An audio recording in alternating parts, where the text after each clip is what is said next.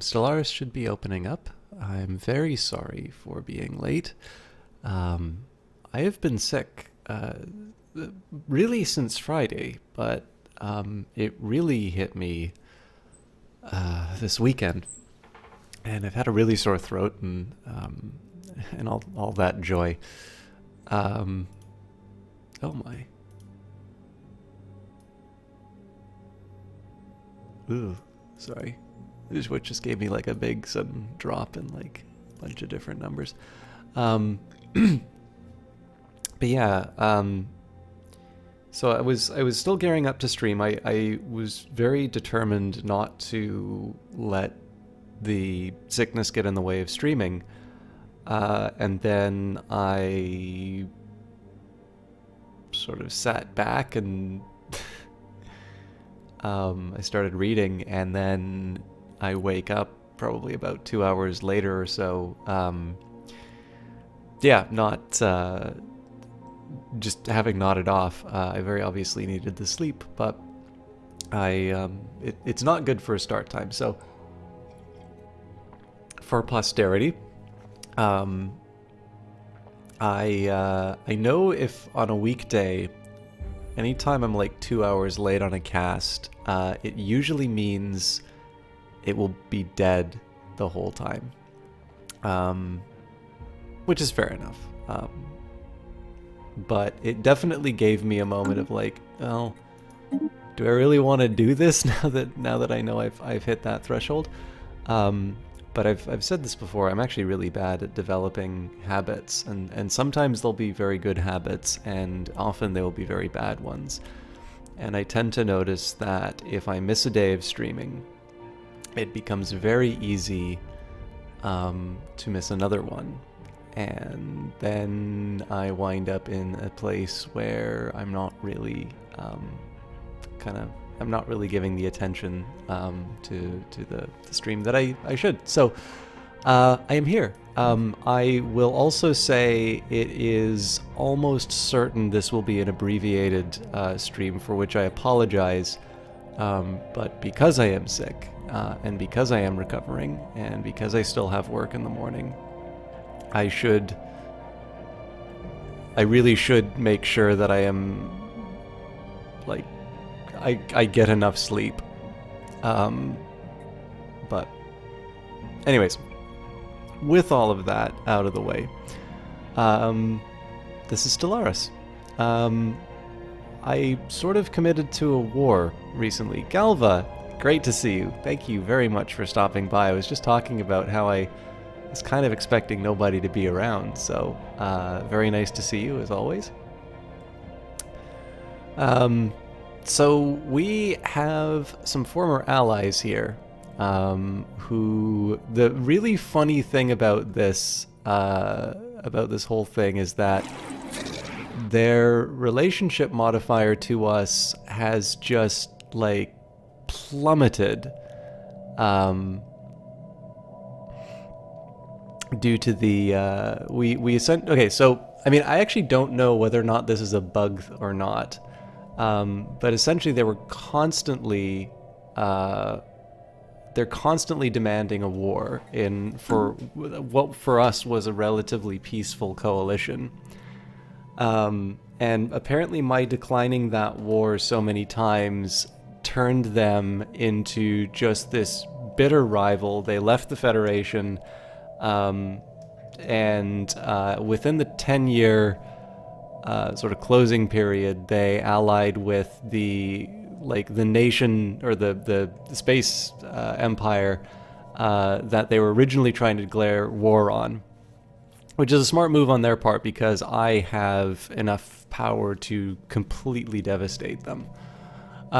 So we are pretty much at the end of the sort of the treaty period. Now, it's still going to be in my interest to hold off the war. We have got a starport which is being upgraded. That'll take about a year. And then I'm, obviously, if I can, I'm going to want to build some defensive structures for that. But let's talk about sort of the general state of play as far as the war is concerned, as well as what maybe some of my future plans will be. So the plan here is going to be to try and turn them into a subsidiary. So in this case, we'll offer them subsidiary status. I'll get the casus belli for 1 year, at which point, you know, I'll pretty much immediately use it, and I'll send the fleet in. Now I'm in fairly good shape as far as their forces are concerned. So their largest fleet, I think, is something like 2.5k. Oh, actually, there's 2 fleets, so they've got about 5k combined. Of course, when I take a look at my own fleets, we're upgrading something to about 6.2k. So we're good in terms of just a toe-to-toe fight, and then as far as my individual ships, they are reasonably well. They're reasonably well equipped for the task at hand, as well. It would, of course, be nice if I could build some more ships for this. We'll see whether or not we can pull that off. But I do need to make some decisions in terms of where my fleet strength is concerned. I actually want to just double check these numbers here, because this feels like a lot more ships than they were supposed to have. Nope, these are completely legitimate fleets. Okay. I will admit that is a bit of a surprise to me. I don't think I'm going to be able to do a headlong attack into their into their home world. Oh wow, they count as equivalent.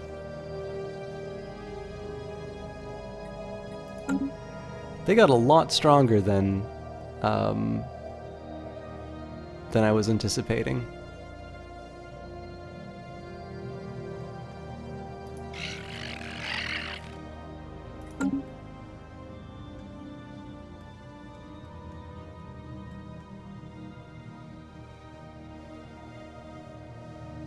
I think I'm still gonna go for it, but I need to be a little more.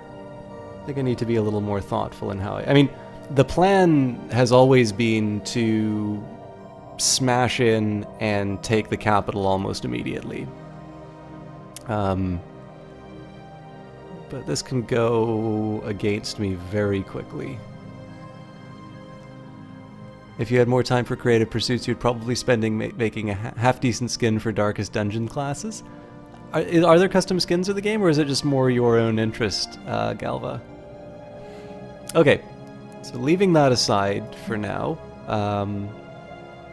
because we're still a little way off from the war, we're building up as many sort of invasion forces as we can. What I want to do now is I just want to make sure that my workforces are where they need to be. So, for instance, I can build another. I can build some more sort of productive. I can build some more capacity as far as a few different industries are concerned. Actually, I'm in this nice little space where I finally have a surplus of consumer goods, and we'll see how long we can sustain that. I'm in a similar story with Akram. I do need to make sure things like amenities and housing are available. The amenities are a little low. A normal call here would maybe be to do another consumer goods factory, but I actually think we're okay. And then the Veil I actually need to make some decisions pretty quickly with, because their workforce will be moving up. For now, though, I think I'm gonna boot all of those decisions down the road, because they'll have enough employment to take care of population growth for the bit.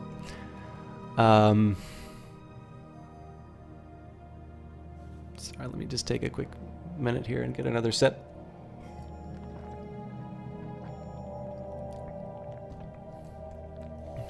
I'm genuinely surprised about the fleets, because I don't think they were like that when we finished last cast. All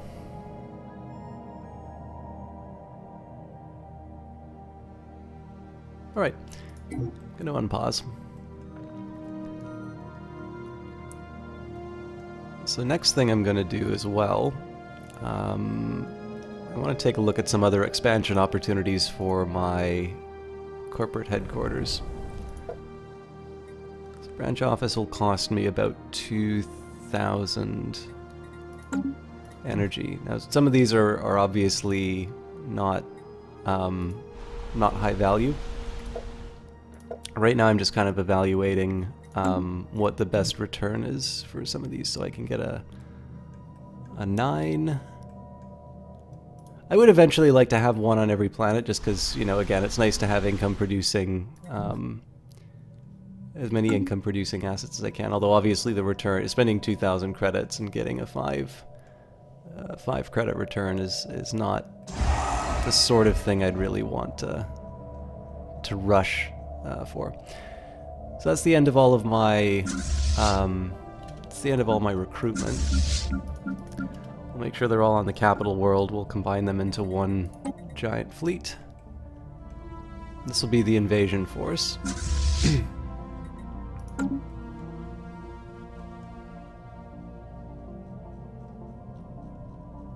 Now, the reason I'm not rushing to do all of them is also going to need something upscaling complete soon.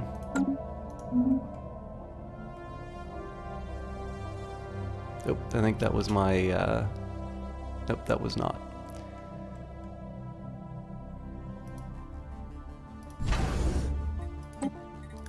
Right now I'm debating on how many of these alloys do I want to put towards improving the outpost at Unuk, and how much do I want to put into improving this secondary fleet. And I'm genuinely torn about this now, knowing that this fleet is stronger.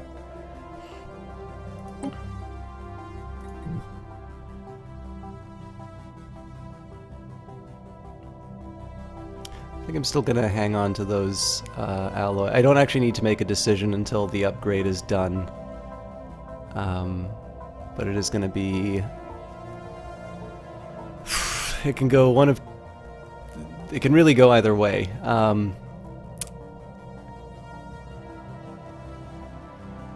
And the more I keep kicking these decisions down the road, eventually I'm actually gonna need to turn these things around. Okay, I need to focus. Before I unpause again, I am going to just sort out my best candidates. So currently 9 is my best return. Obviously I can like discount it for I could discount it for like how much the cost is. So like obviously the further away it is, the more it'll cost, and so on and so forth. But at this point, I'm really just interested in what the absolute return is. I'm kind of setting aside 2,000 no matter what.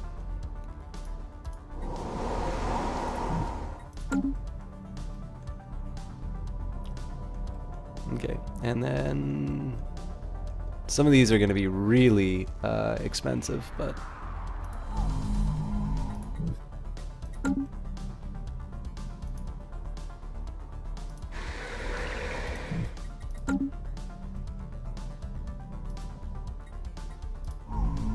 So 9.5, but it is actually over 2,000.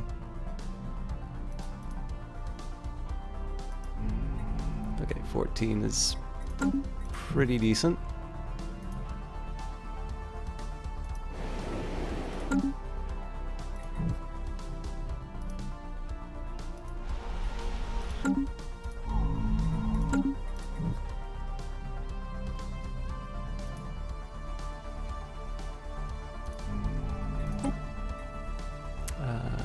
Yep.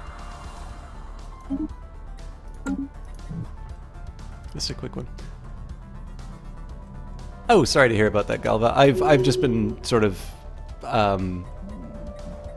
futzing around with the corporate offices. I do want to try and build as many as I can. Through hardware and experience, scientist Bud Bloom has developed new skills. All right.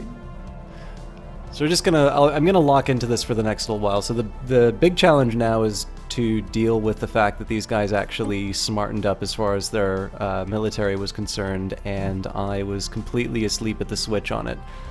So I think the way that the initial encounter is going to wind up going is I'm going to send in this B team to take out the to take out the station as quickly as possible. This will likely provoke one of their fleets to come in and take out these guys. Okay, so now they actually have 6k strength all located in that one area. Interesting.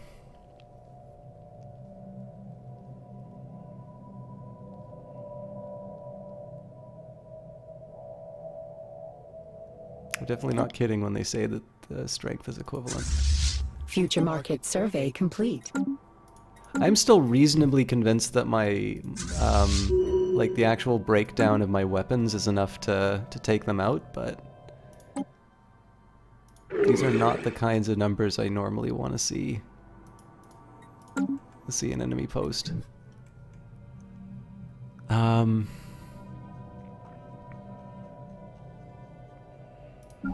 Okay, so this is going to be an agricultural world. I'm just going to take a quick... Well, you know what? I can let time roll by on this.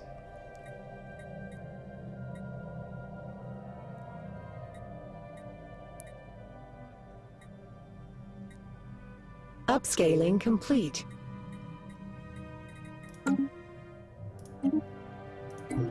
Energy Nexus. A re-engineered and unified grid further reduces energy losses over distance. Okay, good news. Let's figure out what our physicist wants. So this is Cognat. We saved them some time ago. And I'm still kind of inclined towards going for the least expensive ones. In this case, I'm actually going to go for the speculative hyperspace breaching because we've ignored it for a while, and it's a rather cool one. And I suppose I should have seen this coming. I have now I've now blown it as far as the my planning is concerned. So let's this one, it's actually a bit of a no-brainer. I want something to give me a % bonus. It should be like a something along the lines of like research. Oh, here we go. So Research Institute, that'll give me some employment. I do ultimately want to try and upgrade some of these buildings if I can. We do still have a few rare crystals, but right now Yamal needs to update its, or needs to get enough capacity for its population. And this one's a little harder. I'm really only going to have money for one. Let's say this was... If this was an agriculture world...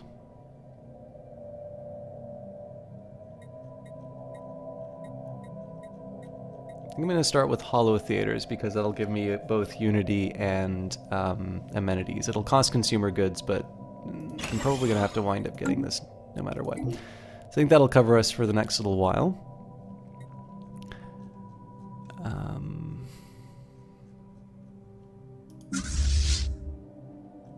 So we're 70% of the way there. Okay, so what's it going to cost me to upgrade UDOC? 500. Don't feel good about it, but...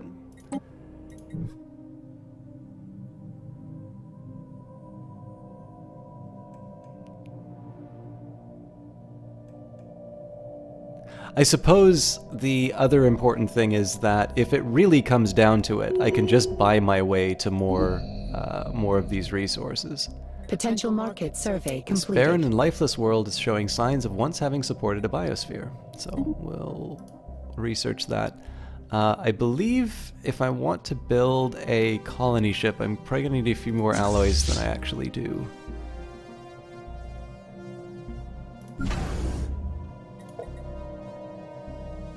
Yep, I need 200. And I think...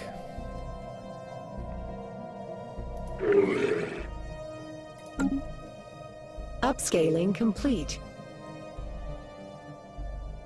Hello, the Eyes of Sin. Very good to see you. I am sorry I did not answer your question before. I hope you got my messages saying that I wound up falling asleep for an unexpected 2 hours. The Curator Research Aid. The agreement we signed giving you access to our databanks has run its course. Would you like to extend it for another 10 standard years, or do your researchers no longer require the information that we offer? Now, if memory serves, yes, I have been making some notes of these. So this is 2313, 10, 14, 23, 23, 10, 14.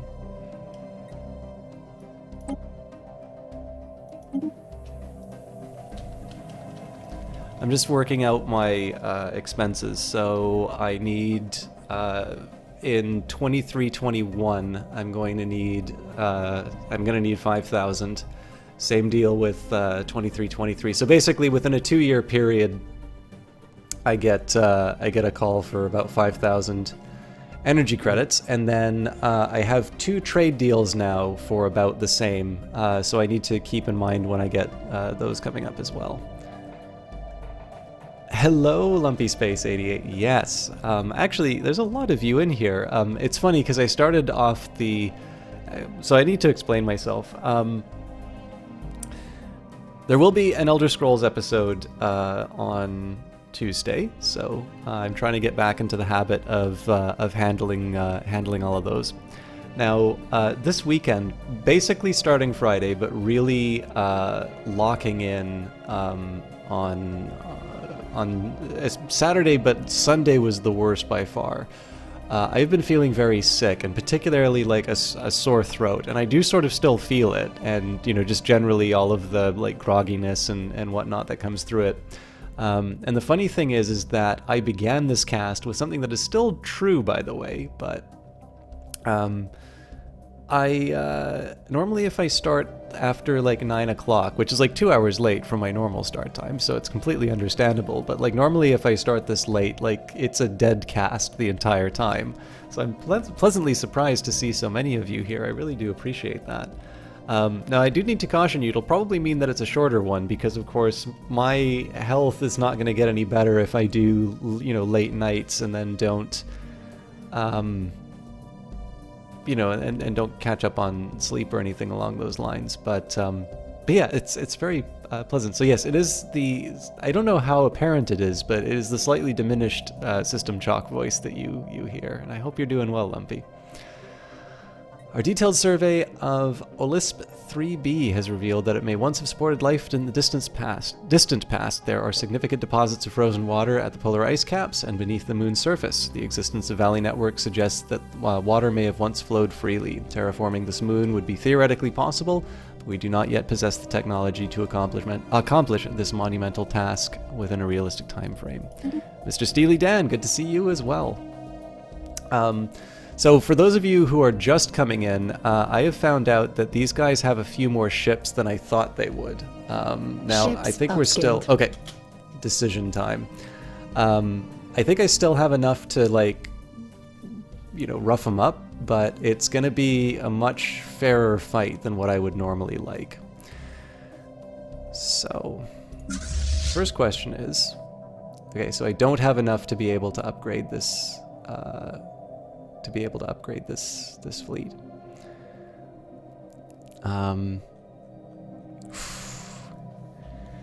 Yeah, see, this can actually go really wrong for me if these guys manage to get their fleets in order to hurt me soon enough. I think what I'm going to do, I'm going to dedicate the alloys towards upgrading this station. We've already got it as a stronghold.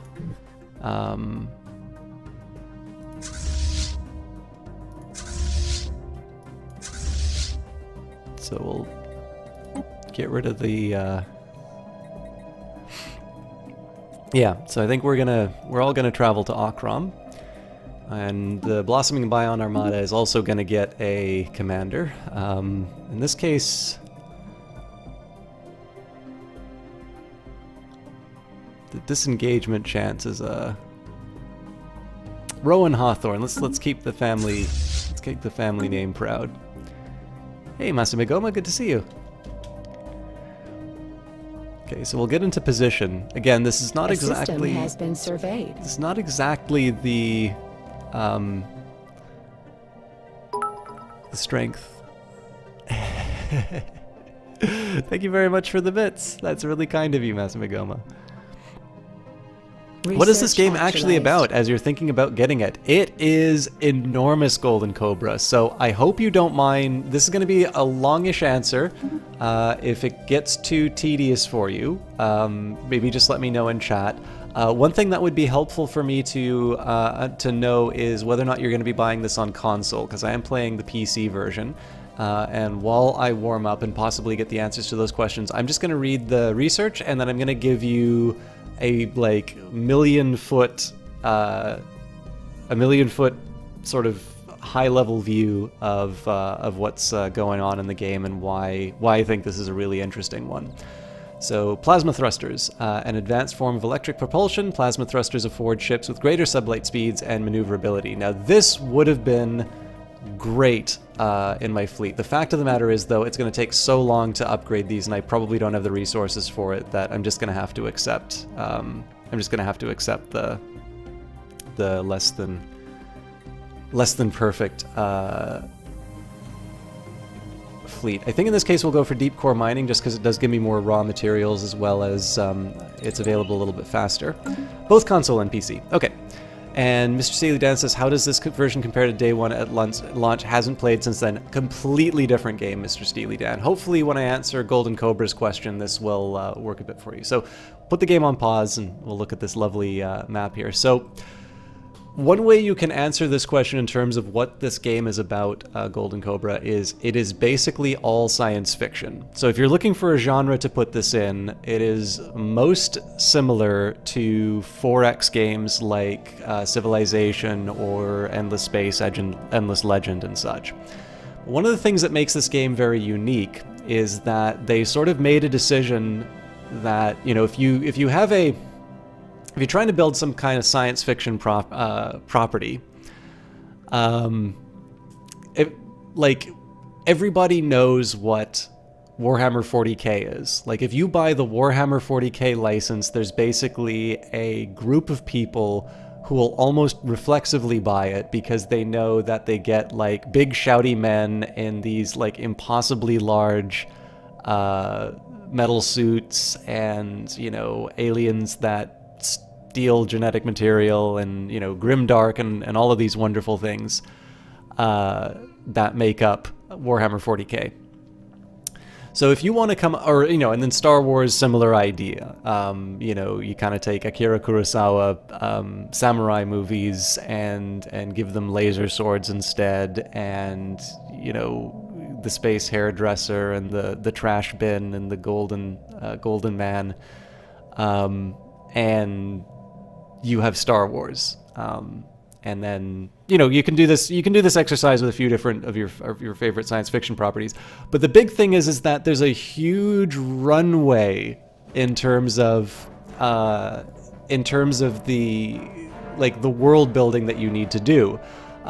Blade Runner, for instance, has got a big opening crawl about what replicants are, and Observer, another science fiction game, borrows from that. It also has Rutger Hauer in it, so it really leans into the Blade Runner references in that. So the way that Paradox got around this is that they gave you a canvas on which you could make any science fiction story that you want. There's no, like, built-in story, although if you look at the trailers, like, they build sort of a science fiction story around this. But that's one of the important things. Like, so this doesn't tell you a lot about the gameplay on its own. But hopefully you'll realize by the end of this that a lot of this really is sort of at the core of this gameplay experience. So in the interests of sort of trying to make this concrete, this is the species I'm playing. It's called Rhizome Capital. Rhizome Capital is pleased to announce it has successfully completed its first round of seed capital. Our plants are already running at full capacity, getting ready to offer you the finest goods and services the galaxy has to offer. Tax season got you down? Our bean counters at Deloitte are licensed in all jurisdictions and legal systems. Need help with housework? Rhizome Robotics solar-powered photosynthetic assistants are ready to attend to your every need. Under the sage guidance of Ebenezer Hawthorne, we'll make you green. Rhizome Capital. Leaf growth to the experts. So I made this species because the new DLC for the game Megacorps was released, and I have the Plantoids DLC, and one of the mechanics that they added in the game for Megacorps are that you can actually open a branch on other planets. So yeah, I built an entire species around a pun. But the thing is about this is, like, when you build a species, you pick certain traits for them. So for instance, you can talk about the physical characteristics of your species. In this case, they're ingenious, they're very good at making money, they get bonuses for trade value, but they're not very adaptive. They are sort of stuck to their home worlds. You also can determine the society. So in this case, we're an egalitarian, xenophilic, and materialist empire. So, you know, we get along with everyone. We want to sell the galaxy as many goods and services as possible. To give you an idea of the variety inside the game, we've got sort of this ancient empire, the stagnant ascendancy of militant isolationists, and these are fanatic xenophobes. They want to be left alone, which is why I've kept this area open between them. So the basic idea behind this game is the same as any other 4X strategy game. You want to build an empire, you want to make it as strong as possible, and how you do that is largely up to you. An example would be, normally these games are very militarist. But this enormous species here happens to be a fanatic pacifist empire, and there's a trait called inward perfection that just makes you ridiculously good at expanding and getting more money. It just happens to be that you can't just send the deconstructor ships and, erase a planet. So basically, I mean, in terms of what kind of a game this is, if you've ever played a Paradox game, you kind of know what you're already getting into. It's very complicated in terms of the sense that there are lots of systems together, but Stellaris, above all of them, is the one that I think has presented things in as friendly as a way as possible. If you compare this game to, say, Hearts of Iron 3, which is the old version of Hearts of Iron, you'll see that they've managed to retain a lot of the complexity of the game inside of it, without like giving you just this spreadsheet of different options and being like, figure it out. The main thing that has happened with the new version of the game, so another thing to keep in mind about this game is that with each new patch, there's a free part of the patch where they introduce new game systems, and then the DLC has some paid features. So for instance, if you want to play a mega corporation like I did here, you have to buy the expansion, but all of the new like minerals that you can get and the different economies and the pops and whatnot, all of this was added in a new DLC. So this answers Mr. Steely Dan's question. Like, the borders didn't look like this in the original game, the building, the pop system, all of this is brand new. So like, if you've not played this game in a while, you need to get into it. It's really good now. The game was not as good at the start. I really liked it, but like, if you can actually go back to previous patches and see what this game was like on release and realize how far we've come. So, I mean, again, you have to measure success somehow. The way that the game sort of does it now, you've got your sort of rank, and in this case, it's I've got a score. These are the ancient star empires, so there's no way that I'm going to be able to beat these things. But I am sort of number 4 once you get past these huge entities. And it breaks it down by your economic strength, your technological strength, the number of systems you've colonized, and so on and so forth. The kind of standard things that you'll look for. But essentially, this game will be about exploring space. The map does not look like this at the very beginning. The map looks a lot more like this, where you've got one system and you've got an exploration ship or a science ship, and you just go and start looking at the map and, seeing where your destiny will take you.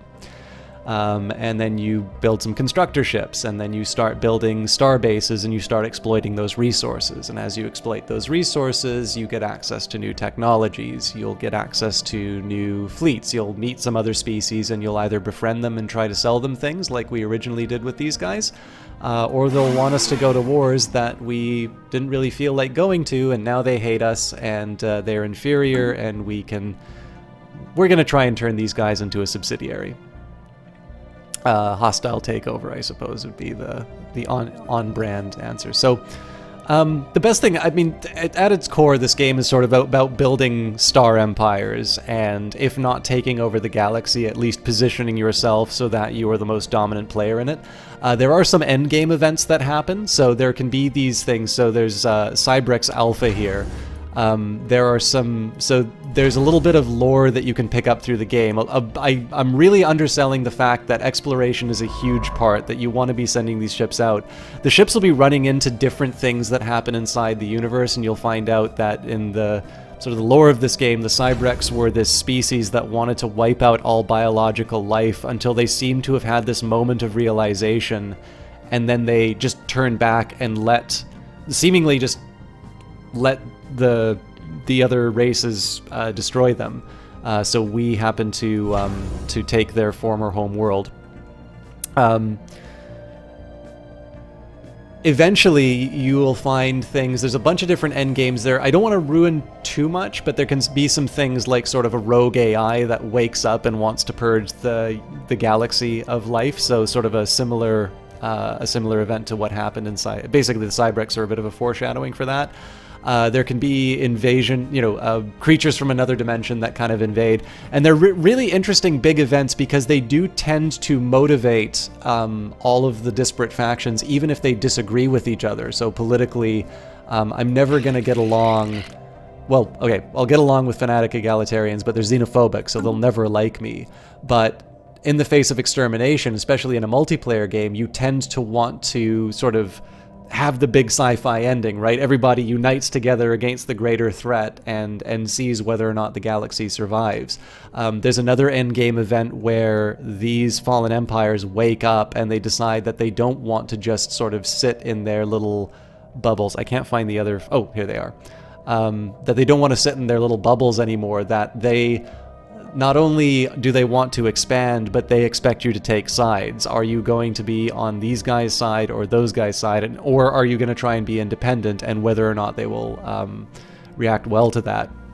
All of that's endgame stuff, but in the end, it is kind of about growing as big as you can. It's about imposing your will, either through diplomatic or military means. This is primarily a war game, so a lot of the ways that you'll accomplish things are military, which we'll be doing in a little bit. I've got a big batch of fleets coming up. But honestly, this is every science fiction book that you've ever been interested in, given to you in this big, wonderful sandbox. You can make pretty much anything that you want.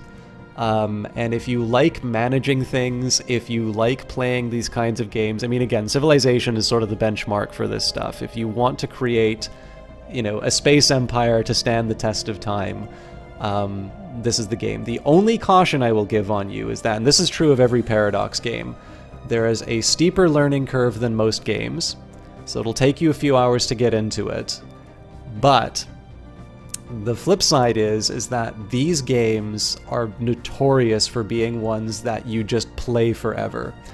To give you an example of these games, Stellaris I have 510 hours in, which is actually among one of my lower play times for some of these types of games. Some companion games that they've got, Europa Universalis 4, I've got 314 hours in. Crusader Kings 2 was the first of these kinds of games that I played. I've got 659 hours in that. And Hearts of Iron 4, the one that I am the worst at, I think I'm at like 200 hours or something like that. Where is it? 189. So like these are the sorts of things where there is so much to do and there's just so much variety inside of what's going on. It's one of these ones where, you start off with your favorite, I want to make the Space Marines because I just think the Space Imperium is so cool. But it can be another one where you say, it's like, what, I want to know, I've done my, my plant capitalists, is what I'm doing in this current playthrough. And maybe one day I'll wake up and I'll decide, you know what, I really want to know what a space televangelist is like. Or maybe I'll play a fanatical purifier. Or maybe I'll just play one of these, alien hive minds that wants to devour the entire galaxy. All of these things are possible inside of it. And at its core, I would say that Stellaris is a canvas that allows you to tell those kinds of stories. But in terms of, what actions do I take? The first big pillar is exploration, pushing that ship through the dark and seeing what comes out. And then the other big component of it is Upscaling managing your complete. empire, both in terms of what planets you colonize and what resources you exploit, but also just managing these supply lines and making sure that everything's the way that it should be. So if you have specific questions based off of that, Golden Cobra, definitely let me know. I appreciate you sitting through that. I don't know if that really gave you what you were Research looking for, actualized. but I definitely think it's good to give you sort of the broad brush look at this, because so much of this game is going on inside of my head as I play it.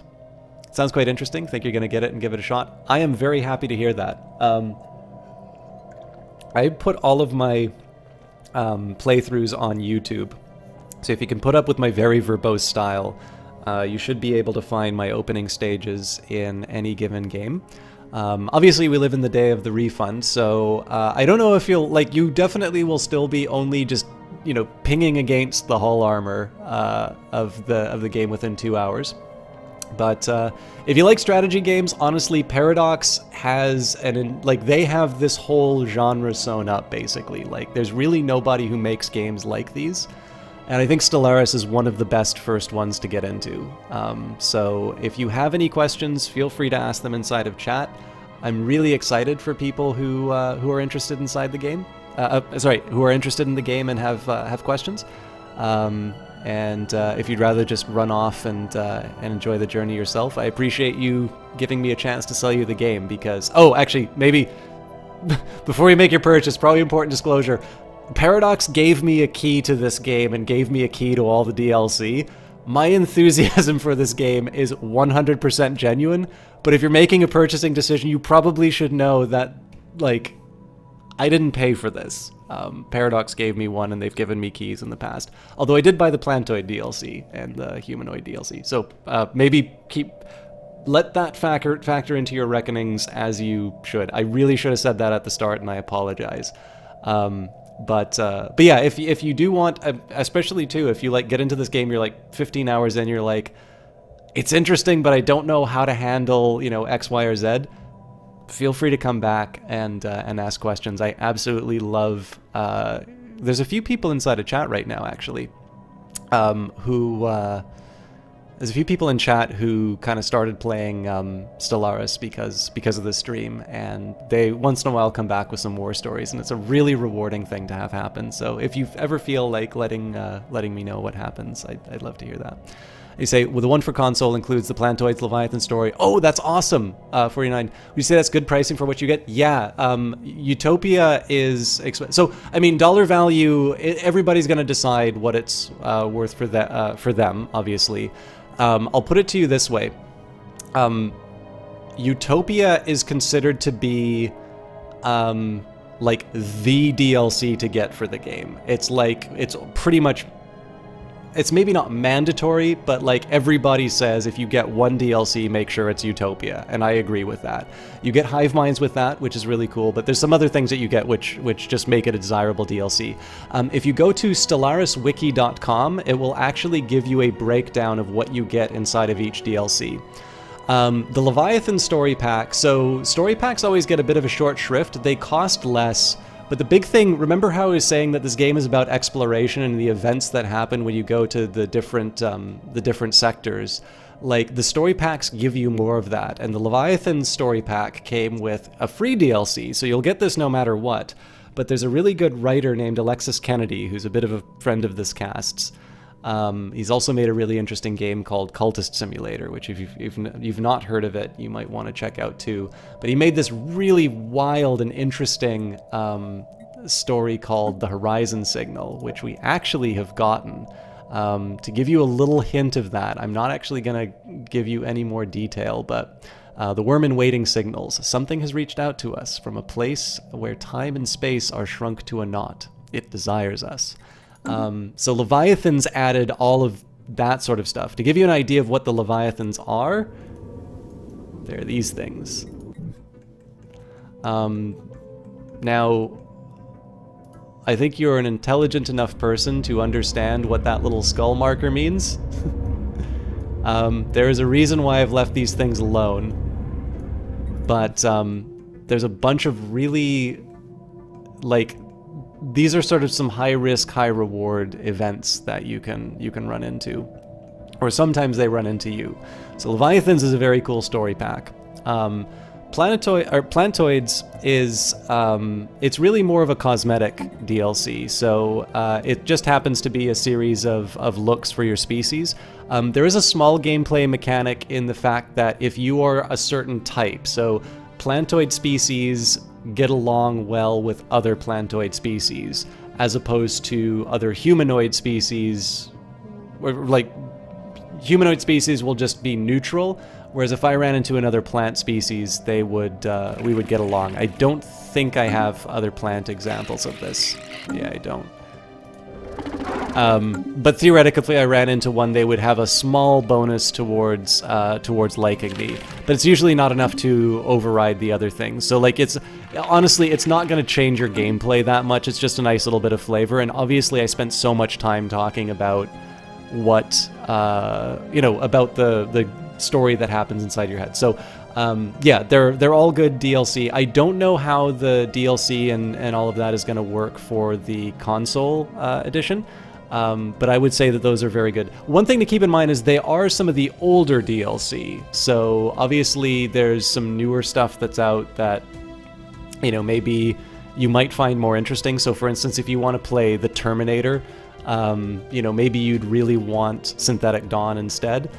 So there might be a small benefit to the fact that the PC version might give you a few more options, but I don't know. Like as far as I'm concerned, if that were to be like the starter bundle that they give, I would say that's a pretty good collection. So, hey, Captain Zergy.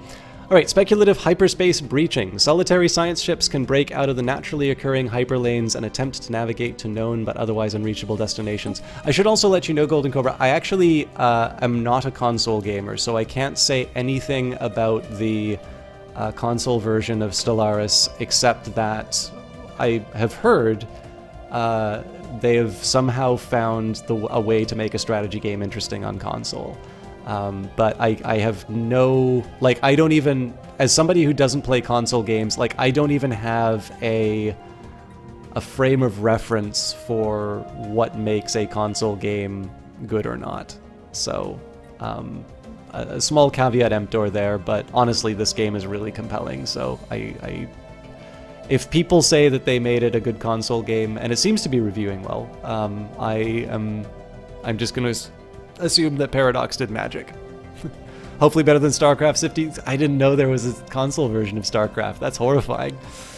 Okay, I'm gonna go for Advanced Shields. Now, this will probably be a moot point, but if you notice that my enemy is primarily energy weapons based, so on the odd chance that I don't get completely destroyed in this encounter, we'll move on.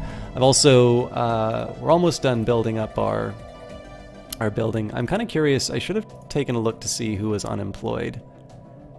So it actually is a lower level mammalian species, so they may not actually be able to go into the research institute. Research actualized. If that happens, oh, I just got an achievement, Megalopolis. Let's see what this is. Have a planet with at least 100 pops. That's fantastic. What planet has at least 100 pops? Oh, it's my capital world. That's really cool. Yeah, so once this thing builds up, we'll see what happens to that unemployed pop. If the worst case scenario happens, what I'll do is I will kick out one of these robotic workers, and I will I'll give the human the job.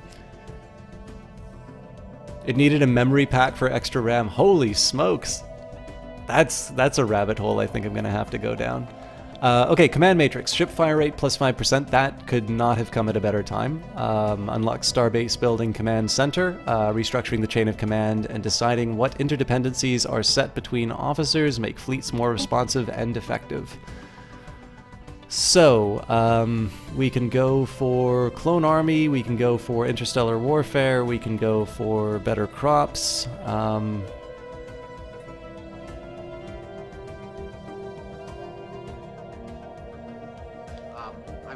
Thank you very much for that follow, Cobra. I feel like the notification grew in size by 2 times, but I think in this case I'm going to go for the Clone Army. It'd be great to do some additional naval capacity and command limit and whatnot, and the command limit almost will allow me to combine my 2 existing fleets, but at this point I think I'm going to say we're locked into what we have. Getting more troops is probably a desirable outcome. Upscaling complete. Alright, so that was Yamal, which had the unemployment. Looks like he found a job in the lab, so that makes me happy. Now we are going to be building another ship. Not another ship. We're going to be building another robot, and we don't actually have any new... Ooh. I did not think that one through at all. Okay, so let me think about this for a minute. I do have rare crystals available, so we will... I'll upgrade the lab. So I think what'll happen here, population growth will be absorbed by improvements to these buildings. The blunder that I made was that this planet is completely built out. And what I did was I built a research institute that doesn't actually really create that many jobs. It's more of a multiplier to some of my existing buildings here. So the way I'm going to get around that, I'm going to start by upgrading one of my research labs. That'll give me a few more jobs. What I need to do is I basically need to create 5 more jobs to tide me over until we unlock a new building slot.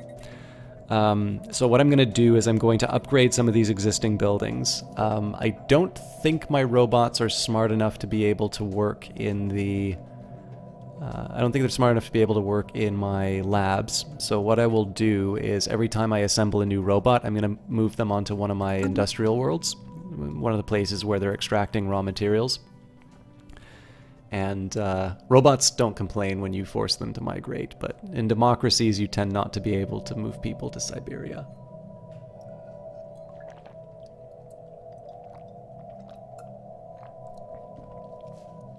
By the way, Captain Sergey, so that's one thing that I've always, I was reflecting on this a little while ago. I don't know if this is true of other consoles, but I always thought it was kind of wild that Nintendo for a long time, you'd be adding hardware to your console to play them. And so in theory you could have new technology. So wasn't Star Fox a big deal because it had a chip that could do vector math or something like that? Well, no, every computer must be able to do vectors, but it was good. It was good at doing the kinds of transformations that you need to to show 3D objects. I always thought that was a weird and fascinating kind of competitive advantage to have. Hey, Malemony! Yeah, I got a late start because I'm sick, but I'm gonna do my best to bring this home. So, and we've got the exciting music coming up, which means we're gonna go to war. But we're gonna go to war with maybe less strength than I would normally want. So, the Hythian League and the Scythian League, both my enemies, have opened a commercial pact. But that's fine. We're about to engage in some gunboat diplomacy. I like to think of it as a goodwill mission, and they just have a lot of goodwill to deposit. Oh, the Veil's got unemployment again. I blew it. Upscaling complete. Let's upgrade the corporate office. How's everybody else doing? I'm starting to run out of jobs. So what's going on here? Overcrowding. The planet lacks housing. Ugh!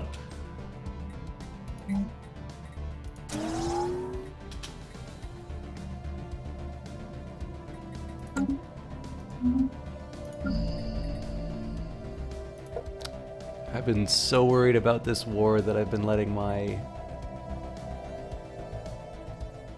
empire fall apart. Okay, these guys will be fine because I can build another building right away. We're upgrading this, so I really need to decide what I want this Gaia world to do. I think I'm gonna make them. I think I'm actually gonna make them Future energy market focused. survey complete.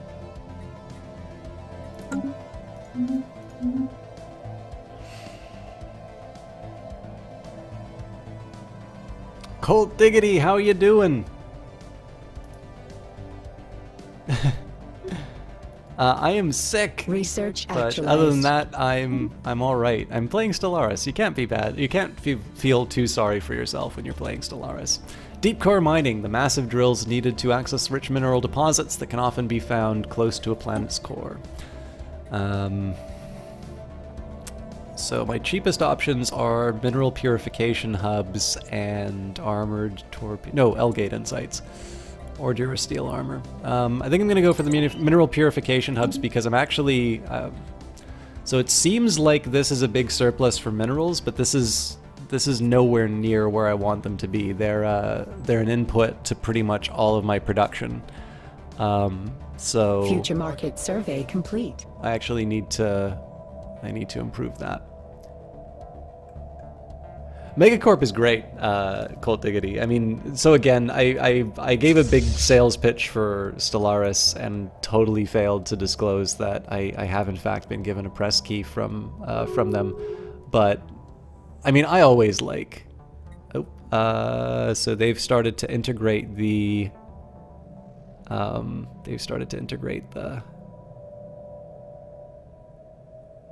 The other Megacorp. Nothing we can really do about that, unfortunately, so... Alright. Let's see if I can manage this. Attention, Dwarmox. Our warriors grow bored and cause much trouble, much fighting with each other. Many dead, but we have a solution. We send our craziest warriors to fight for Dwarmox in exchange for credits. If you want best mercenaries in the galaxy, hurry now before too late. You know, that's not a terrible idea. I should have done this earlier, but... We bow to no alien.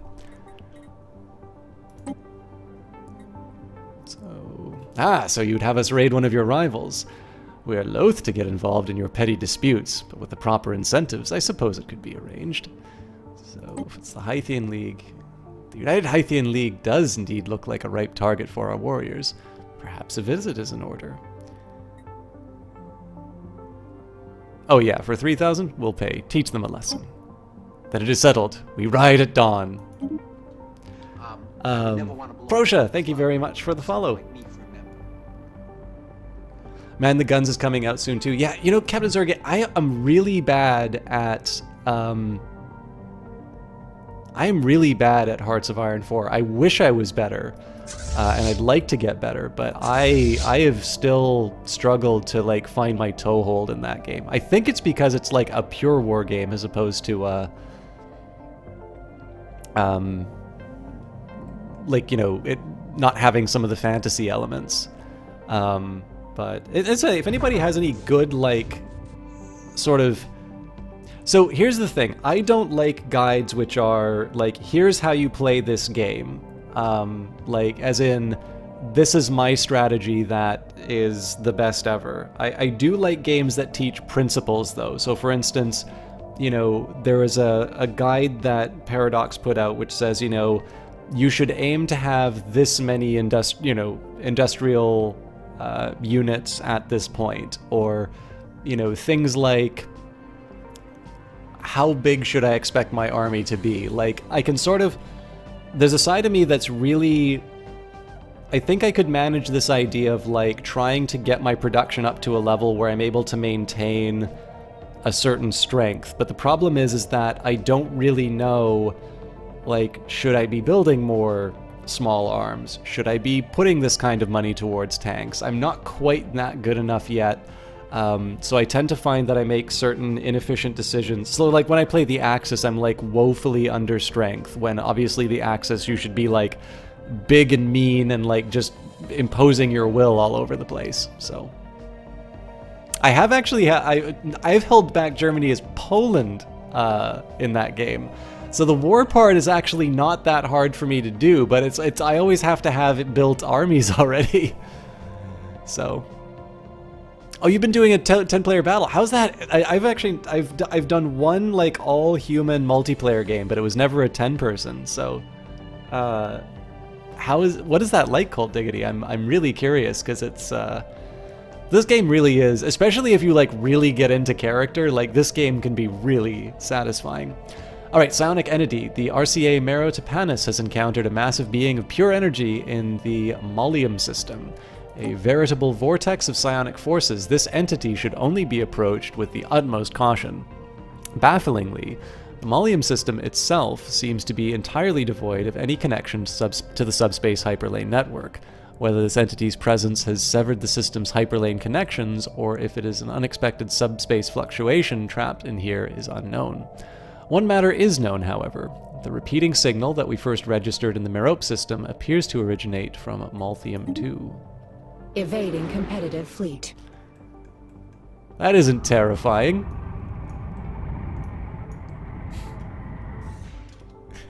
Yeah, that was probably the right call there.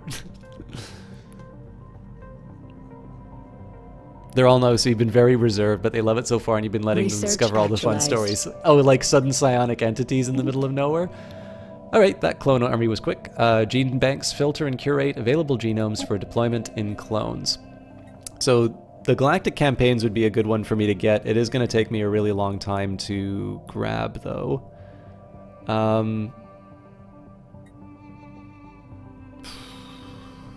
Habitability modification is kind of tempting too, but I think in this case I'm just going to go for the cheapest one, which is a Commerce Megaplex.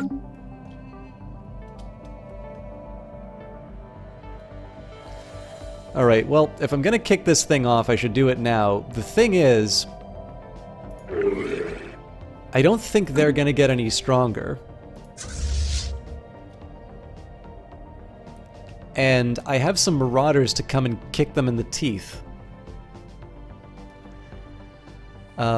So in this case, we're actually going to hold off on the invasion for a little bit. And the great news about this is this means that I'm going to be able to upgrade Unux. So we'll do a missile battery. This is just going to be a full, like, armed to the teeth kind of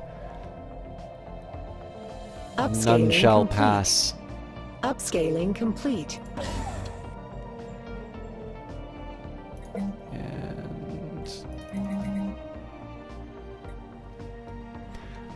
ONA 76-1 is home to a number of exquisite impact craters. However, something breaks the visual uniformity of some of the larger craters.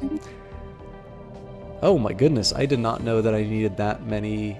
Oh, but that's just to build, not maintain. Okay. This is possibly a big waste of resources, but it's not the worst thing that I am prepared, because this is going to be like the line against anything that comes from these guys.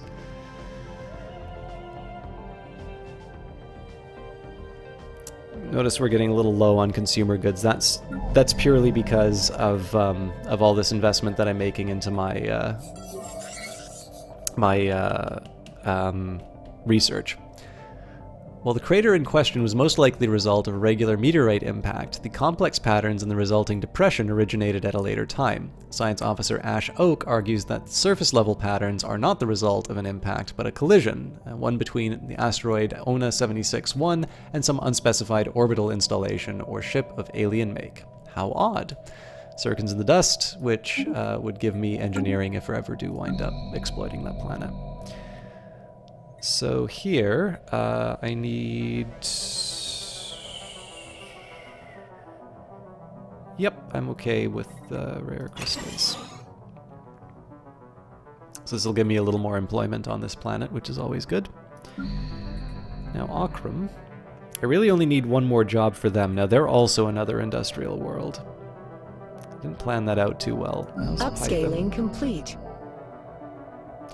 I think Python could probably do with a few more mines. Well, they're a little bit of everything, actually. They're agriculture and mining. And their housing is low. Don't have the resources. Okay, well I need to generate at least one more job for these guys. Then the Vale has been taken care of, sort of. I mean, I only have 2 more pops before that moves up. What I'll probably wind up doing is building a couple more generator districts when the mood takes me. So these guys, decent enough composition between armor and shields. I think these guys are beam focused on just about everything, so... Yeah, so they're primarily shields, so this is actually really going to hurt them when... Research actualized. When their what is it? Kinetic weapons hit them. Right, mineral purification lab. Second stage processing of pseudo-refined minerals allow for more efficient storage and transportation. It's tempting to go for more robot modification points, but I actually haven't used the ones that I've already got. Honestly, at this point, I think I'm just going to be a total warmonger, and let's go for some advanced weaponry. So, invasion's on hold just because, obviously, spending 3,000 credits to be able to... Like, this is just going to punch a massive hole into exactly where I want to go, and I'm going to have this huge army to invade the planets right away. So I could not have asked for a better... I could not have asked for a better opening here.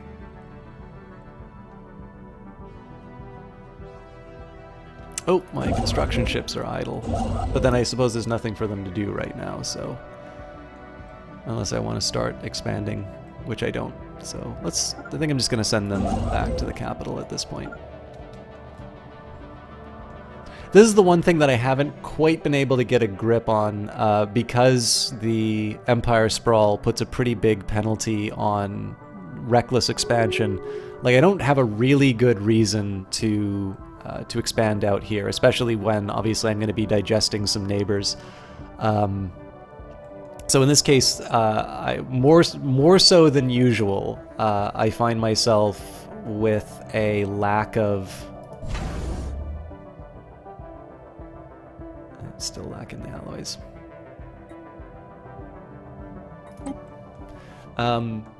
Yeah, I sort of find myself in a situation where I just have these construction ships sitting around not doing much. Unlike science ships, they can't really contribute to your research. All right, so they don't like the Oba Star Dynasty, which, fair enough. Research actualized. All right, well, good timing. Harmony, bulwark of harmony. All organisms, no matter how perfect, must rely on an immune system to ward off the threat of outside disease. Our society is no different. While in a defensive war with another empire, ship build speed is increased by 33%. In addition, the ship fire rate is increased by 15% for ships within your borders. So, this finishes off our fourth tradition. So, if you are still around... Golden Cobra. This is one of the things that was introduced in Utopia, these Ascension perks. So in this particular case here, I'm eventually going to be deciding between one of these three. I have a feeling Domination will be what I go for, because I'm obviously going to have some vassals to worry about. But I'm particularly interested in here. The reason why I went for Harmony, obviously I'm not really in a defensive war, and if I am,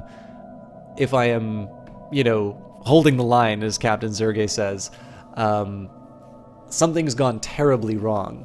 But the reason why I wanted to get that ability, one, I mean, the finisher effect for Harmony is you get additional stability on your planets, which is generally good in terms of, you know, consumption of resources and whatnot. But you get these Ascension perks. So I got Interstellar Dominion, which is not as good as it used to be, I found, because there's a limit on the number of star bases that I'll build out. I've got Universal Transactions, which make my commercial pacts a little bit more effective. I've got bonuses to research speed. So now we get to pick a new perk, and these are locked in, so you have to be careful in terms of what you know, what you pick. But these can also be game changers. So we're actually going to take a minute here. I know for those of you who don't like the ponderous tone of the game, this will be particularly tedious for you, but we're going to review our options here because I'm actually not sure what I want to do. So enigmatic engineering. I do like my extra sensor ranges, but I tend not to pick this one up. So technology is simply not a way to solve a problem, but a language by which we ascend beyond the mundane. Lesser minds simply fail to understand our advances. So bonus to sensor range, bonus to hyperlane detection range, and our technology and engineering is too arcane for others to reverse engineer. So we, you write code like I do. Engineered evolution, to leave our genetic destiny in the hands of nature, is inefficient and an excruciatingly slow process. Why not jumpstart the future of our species? So +3 to gene modification points. Modify species special project cost is reduced by 1/4. We unlock the building clone vats, and we gain the trait gene seed purification. So this is if I would like to use genetics to build a better plant, which is kind of tempting. I mean, I got no problem with, with our acquisition of Monsanto, the shareholder species decided to improve itself. The flesh is weak. The limits and constraints imposed on us by our feeble organic bodies are simply unacceptable. To reach our full potential, we must turn to cybernetic implants. So reduction in robot upkeep, bonus in pop assembly speeds, and we will prepare a special project to enhance our citizens with cybernetic implants. So this would be if I want roboplants. Galactic force projection. The fleet is instrumental by which the will of the Empire is made manifest. We live or die depending on its strength. So this is like the raw. Don't give me none of your fancy percent-based bonuses. Give me 50 more ships and let me put 20 more in the Navy. Tempting, but I also have unused fleet capacity in the form of the starbase capacity, so I'm going to hold off on that one for now. Now, Defender of the Galaxy is a really cool one. I have not personally used it, but I also don't make it to the end game very often. Defender of the Galaxy. As star nations vie with one another in petty disputes, sinister forces of unimaginable power are arraying themselves against all sapient life. Who will protect us? Damage to endgame crisis factions plus 50%, and everyone's opinion of me is boosted by 20. Obviously, that is way too early to do that. Grasp the Void. The vast expanse of the galaxy holds limitless riches for those empires that understand how to maintain their grasp on the Void. Bonus to starbase capacity. Of course, the drawback here is that I haven't been using the existing starbase capacity, and I may not really be able to afford it. Galactic Contender. The fallen empires cling to the ruins of their decrepit civilizations, ever fearful of the younger and more dynamic races that surround them. Their time has long since passed. Plus 33% damage to fallen empires, plus 33% to awakened empires, and plus 33% to gate builders. This would be if I wanted to, start punching my neighbors over here.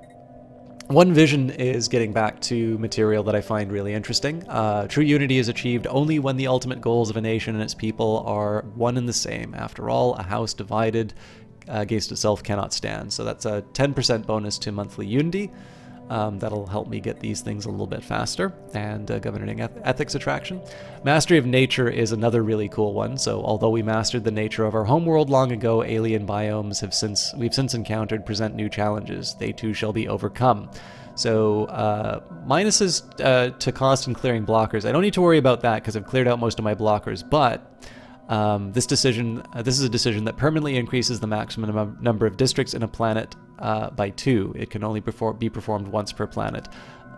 Districts are always very scarce, so the ability to improve each planet by 2 can actually be a huge production boon. So Mastery of Nature is pretty interesting. Executive Vigor. There'll be no half measures or compromises when implementing the edicts decided upon by our government. We go all the way or not at all. 50% bonus to edict duration. Of course, I usually have enough money to kind of keep the edicts going, so I'm not as worried about that. Transcendent learning. Our society must change its approach towards learning, and by doing so, our best and brightest will be able to reach completely new levels of achievements. Bonuses to leader caps and leader pool size. That seems a bit of a weak one compared to the right now I'm debating on One Vision, Mastery of Nature, and genetic engineering. Voidborn. The void, once seen as cold and an insurmountable barrier, has become a second home to us. Permanent habitation in the depths of space is now eminently possible. I'm not going to do that because I've got other planets I can colonize. And then xenocompatibility. The invention of a universal sexual biology has revolutionized society, even if it sometimes requires awkward rotations to make a connection. Immigration pull plus 33% allows crossbreeding between different species living on the same planet, granting a 20% bonus to pop growth speed on any owned planet with at least 2 different species. Additionally, crossbreeding will result in the creation of half-species that take their portrait from one of the parent species but get a mix of traits, +1 maximum trait points and +1 maximum traits. This is kind of cool because we did open our borders to migration, but I'm at the moment thinking either engineered evolution, because obviously my shareholder traits make me less habitable, and that's wind up costing me in terms of the habitability cost is actually costing me in terms of consumer goods. The thing is that I don't need 3 modification points for that. And in reality, I'm probably going to be able to get the extra point that I needed for that. So I'll say that's one of the weaker choices right now. It's a bit of a punt, but I think in this case I'm going to do 1 vision, and that's just because it will get me access to the other trees a little bit faster. So yeah, have a great night, Colt Diggity. Sorry if I got that a little late, but making you want to start up another game, but you're taking a plane tomorrow, so can't do a Stellaris all-nighter, but you can do it on the plane. Alright, Advanced Shields, an updated shield generator that produces even stronger energy field. Only sustained enemy fire can penetrate this barrier. Let's get... I think I'm finally going to let the other shoe drop and finally get the energy from Technicians. The glorious Krabnar Marauders are coming in. Hey, Septic Boy, how you doing? Have you been playing another complicated game? Yes, this is one of the more complicated games I play, but it's so good, and it just came out for console, which I'm not playing right now, but I'm super excited that this game is out on consoles. Wonder if Air Canada would let you use your tower on board. Strong energy emissions of an unknown origin make this asteroid stand out from the rest of its peers in this crowded asteroid field. By the way, guys, I know I've not shown a lot of the planets, so once the Krabnar Marauders come in, you'll actually see how beautiful this game is. I just like being up on this level because it lets me pretend that I'm a super overlord. Alright, we have received a communique from a previously unknown spacefaring empire that calls themselves the Interstellar Quarian Coalition. They claim to have learned of our existence by listening in on the communications of another empire that we are in contact with. So these are direct democracy, erudite explorers. They are egalitarian and materialist. I think we can do business. Greetings from the Interstellar Quarian Coalition. Chancellor Sefith Dilharn is our elected representative, but in truth, all citizens have a voice in our government. We strive to better ourselves through technology, a desire that we hope you respect. Olive Oak speaks on behalf of the corporate people. Alright, let's find these jokers. Wow! Okay, they're still inferior, but they're big. That'll actually probably put a limit on some of my expansion plans, but... let's start with a research agreement, make them like me, and if I can, we'll form a commercial pact, but we'll probably need some time to do that. Very well, we will share our knowledge with Rhizome Capital in exchange for your own. Oh, not a problem at all, Septic Boy. I mean, I actually really appreciate you're here, because I know the types of games that I play are not necessarily your thing. Like, I know you like Anthem. I like Anthem, too. I'm a little sad that the game doesn't seem to have gotten the love that I have for it, and it's totally fair. Like I like the state of the game is a little rough, but I'm having a good time with it, and a lot of people I know who do play the game are having a good time with it. But yeah, so I know like when I'm not playing Anthem or things like that. It's always a little bit of a tough time for you, but I'm really happy that you're stopping by. Okay, weapons target range, asteroid 9965. So maybe I should take a minute here. So these are not just randomly popping up. These are happening in response to my little exploration ship here. investigating them. It just happens to be like I've seen this stuff a lot, so I'm not really focusing on it. But this particular asteroid is pockmarked with craters from weapon blasts, and it appears to have been used as a target range by someone roughly 2 millennia ago. Residual energy readings suggest that they tested increasingly exotic weaponry, including subspace bombs and some kind of singularity generator. Our scientists would be interested in studying the unusual energy echoes that remain. So notice here, by exploring this, it now gains physics research. So this is an object that is interesting for researchers to study. The only drawback, of course, is that there are limits as to how much I can grow, and this definitely takes quite a bit of effort for me to get out to. And there are some costs for me expanding my empire too big. So we'll probably not get the benefits of that, but that doesn't mean that I don't want to explore. Like, I really do want to find out sort of the contours of the rest of the galaxy. Oh, looks like the fireworks have started.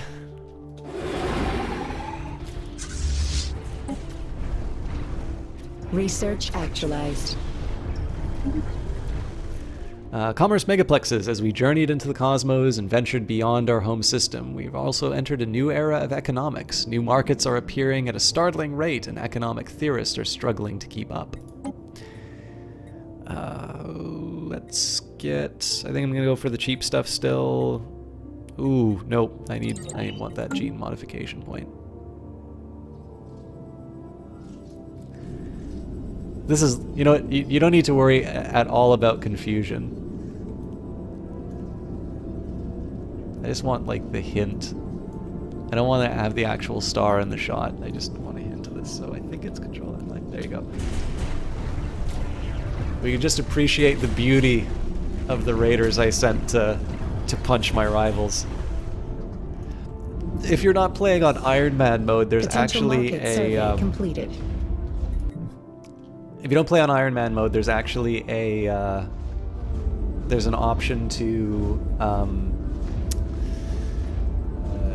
like unlock the controller. You can use the like a gamepad as something to direct the camera. Market outlier cool. identified. A small docking hatch leading to the interior of this asteroid is visible on the rim of a small crater on its surface. The hatch was likely concealed once, but it has since been exposed by micrometeorite impacts.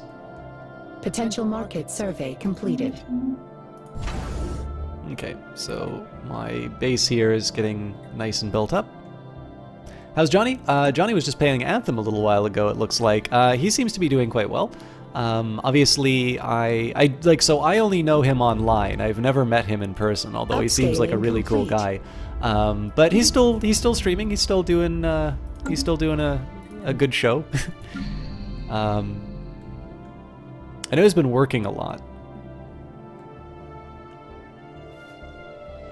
Okay, so I want to make sure that I build a research... Well, I want to build something that employs people, and a research building seems best. The reason I'm building all the research on these planets are just because there's a... So I have a governor who is an intellectual, so there's a 10% bonus to research on the systems that she governs, Rose Maple. And of course, 4 systems with all science buildings will generate a heck of a lot of research. So that's why I'm doing things that way. And of course I'm trying to stack as many percent bonuses on top of each other because, like, to give you an idea of how that's paying off, so if I look at my physics research, 520 of the 631 is being generated through jobs, and my capital world alone is generating 380 of that. So half of the research for the entire empire is being done on the home world. Do you want a reference photo, Eyes of Sin? Because I can, at the end of the cast, I can definitely bring up my racist space cats. Derelict Shipyard. A large portion of the asteroid C776 has been hollowed out to allow for the construction of some kind of shipyard. God, this is a really pretty system.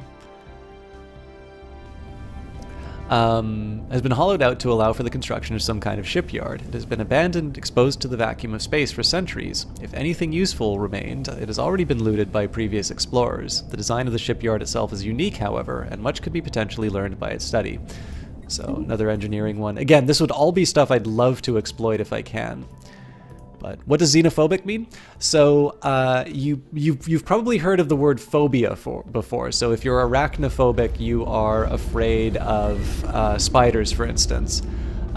So in this case, xeno is a reference to sort of something other, an alien, basically. So if you're xenophobic, you are scared of sort of other species, other aliens.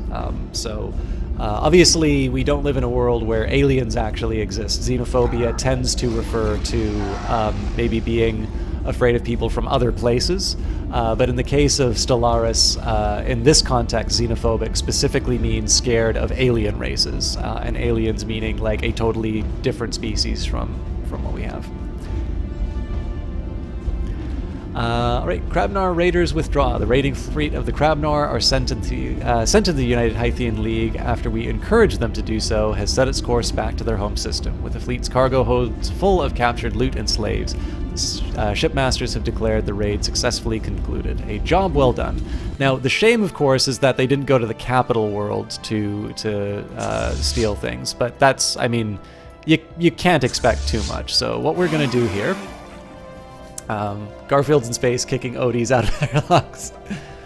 Okay, Eyes of Sin. I mean, I probably won't be going for too much longer. I mean, I want to try and at least get 2 hours in if I can, but what I am going to do at the end of the stream, I will make sure that I put up some pictures for you. No, Raid Hacker, this is just me playing a single player. This is actually the first game that I played when Megacorps came out, but I've never gone beyond the normal speed because there's just so much for me to do and I'm having such a good time with it. So here's what we're going to do. This is what the whole stream has been building up to tonight. So actually, before I do that, do you want to make a deal?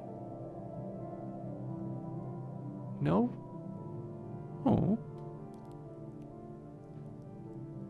Oh, it's because I've got so many of these. I might have to buy them. I can live with that, though. Okay, so we've been building towards this. Essentially what we're going to do here, these guys used to be our allies, but I don't know if this is a bug or not, but they basically constantly invited us to a war with these guys. We constantly declined, and even though we should get along very well, they basically have a massive negative opinion for us, and so we eventually became rivals and such. But, I mean, they have an inferior fleet power, and they've got a weakened system right now.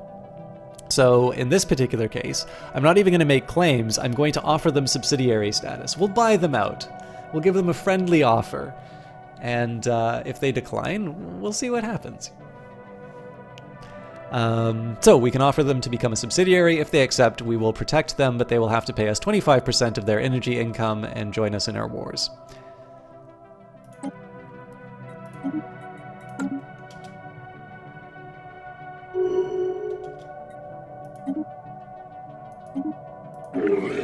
The United Hythian League will under no circumstances be a willing subject to shareholder exploitation.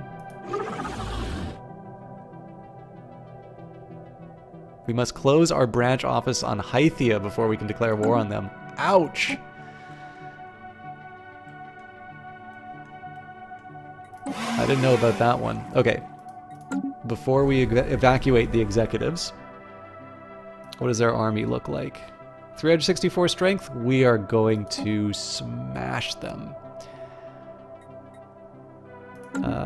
We are unfortunately going to lose 12...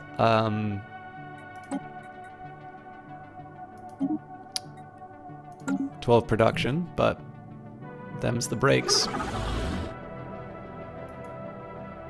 Oh my god, I have to do this on all of them? Fair enough.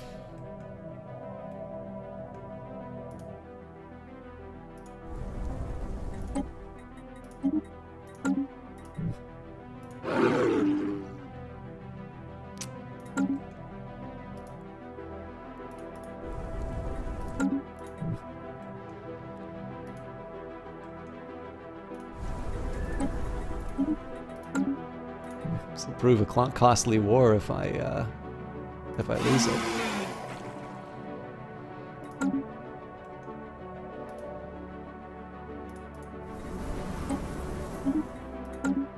I'm pretty sure we're going to go in a really heavy deficit for consumer goods, to be honest.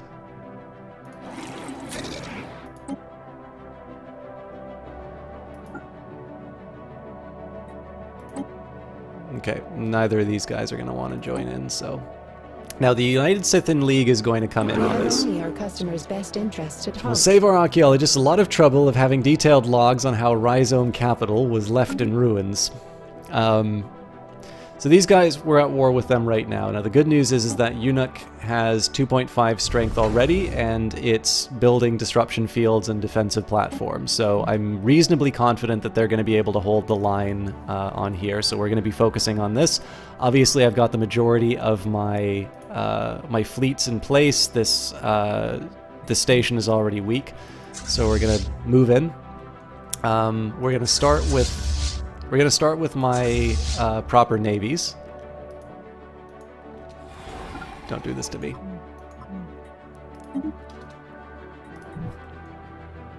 Once we've secured this, we will land armies on Algarab. Now, the key on this one is that we need to hit them hard, because there's going to be a big journey that these guys need to make to reinforce. If I'm not able to take the capital world, then I'm in some big trouble.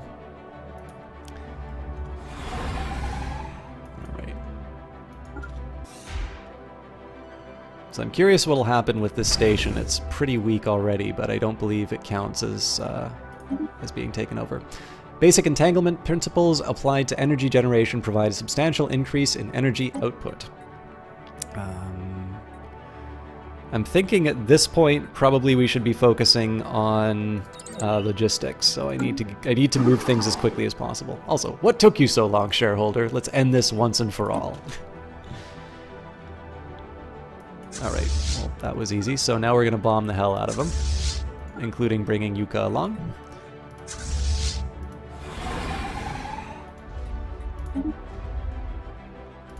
So what we're going to do here, this is basically just to bombard the planet. Now this is going to be causing some devastation on the planet, but this is just to... This is mostly just to soften them up a little bit. I want to make sure that everybody's in the same spot. We want to secure it before we move on. And looks like they're actually going to try. Looks like they're going to try and cause us some trouble. So I'm going to wait till they commit. Yep, they're going in.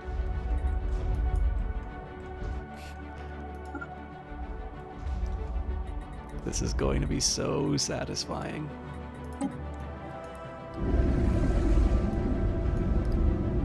And I'm sorry to second guess the Imperial fleet, the Second Coming, but we're gonna make this a very special moment.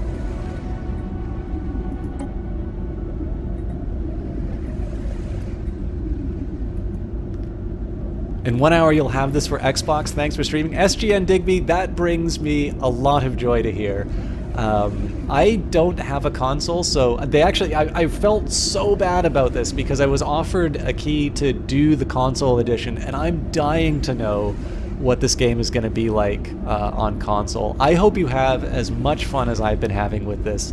As you can see, I am definitely going to let my inner hegemon come out in the moment. I'm just letting the Imperial fleet kind of build up.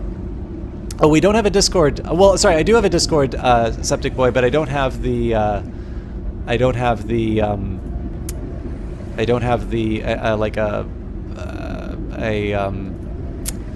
notification for it. Let me see if I can get an invite up really quick.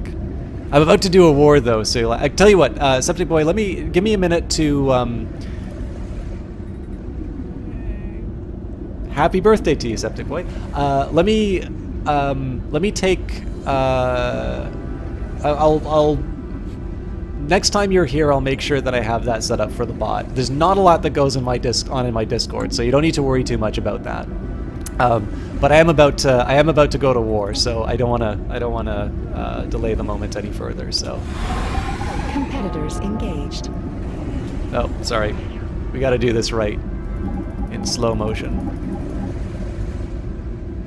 Yes, the Omega alignment is the Horizon Signal event.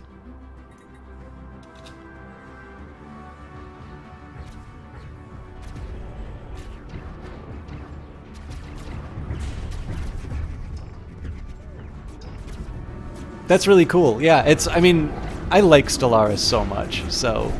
Alright, here we go.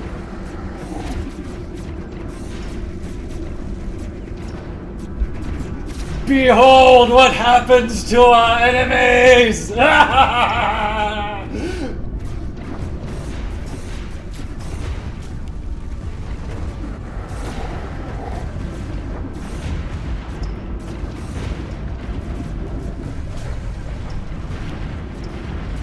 Research actualized.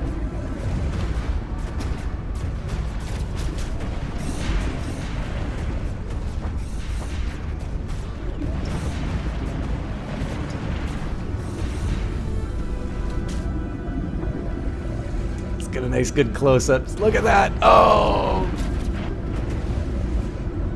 That ship was just 3 months away from retirement.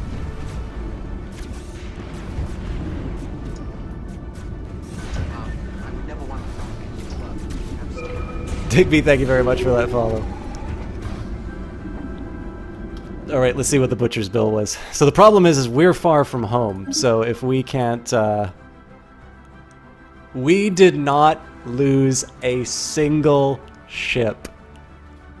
We lost nothing. Oh my god!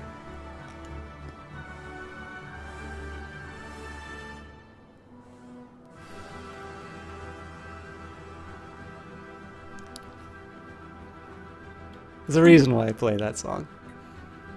Alright. Let me calm down for a moment. I mean, obviously these guys were a lot weaker than me, so it's... I'm celebrating being a complete bully, but...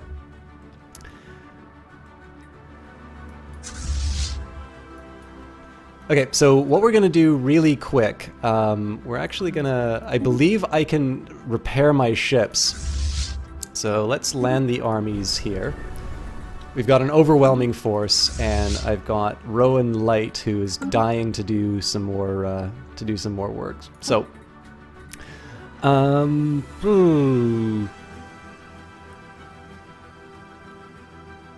defense platform hull points sound exactly like what the doctor ordered. All right. And have a good one, Septic Boy. Sorry if I missed that. So, Stellaris engagements will never not be amazing. Oh yeah, I mean, so I actually have a small preference for beam weapons just because they are so photogenic. And Captain Zerg, the only time you've gotten the event was with your xenophobic empire, so you never actually triggered it. That's really funny. All right.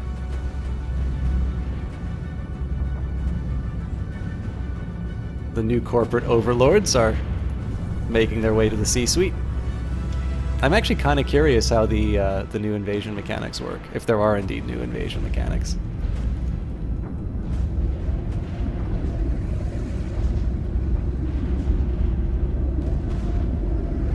I really should have done one of these too, just being able to see. That's such a good voice line. Yeah, so this makes a lot more sense. Looking what's going on. Oh, New Baldorak announcement. This is General Paltanak, military governor of New Baldorak. I wish to address unsubstantiated reports claiming that there has been a resurgence in rebel activity on the world. Let me tell you now that nothing could be further from the truth. This planet is fully pacified, and all subversive terrorist elements have been fully rooted out. Its citizens are once again productive members of the greater Dathnak nation. Paltanak out? Interesting. So again, the ideal here is the Daisy Chain 3.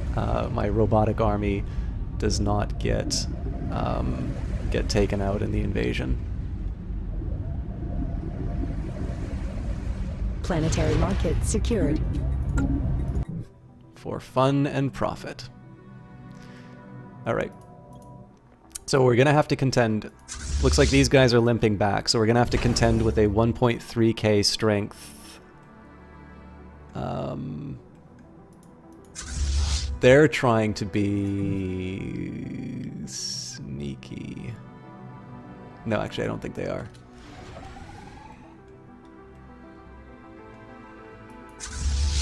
Nope, they're doing like they're doing a last stand. I actually question this decision, but now I'm really curious what's going on here. So if they're going to Bithia Station,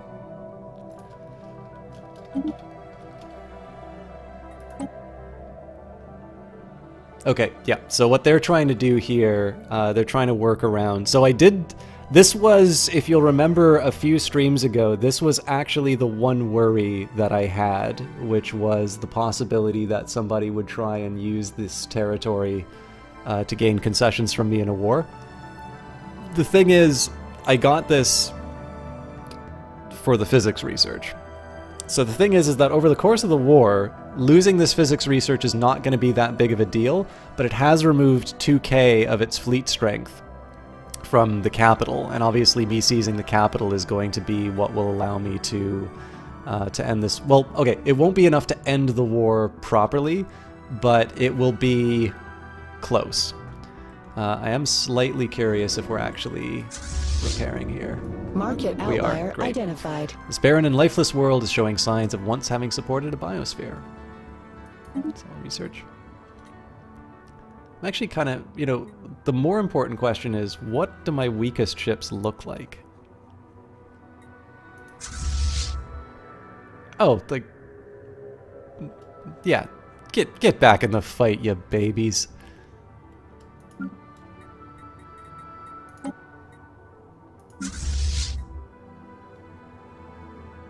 Okay, these guys are a bit weak, though.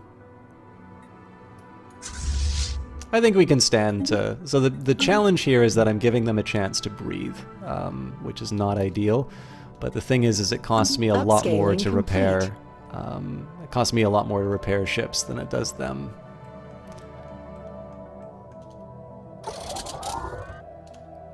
Excellent. Just in time.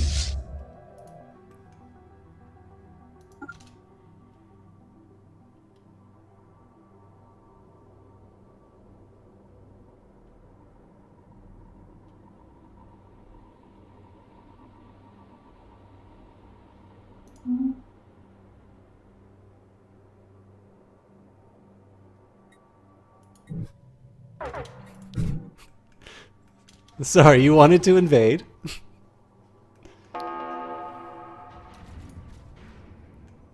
Hopefully the other guys show up. Yeah, they do. I would have preferred my main fleet not to engage first, but hopefully we don't take too much damage. Our detailed survey of Erasmodon 3 has revealed that it may once have supported life in the distant past. There are significant deposits of frozen water at the polar ice caps and beneath the planet's surface. The existence of valley networks suggests that water may have once flowed freely. Terraforming this planet would theoretically be possible, but we do not yet possess the technology to accomplish this monumental task within a realistic time frame.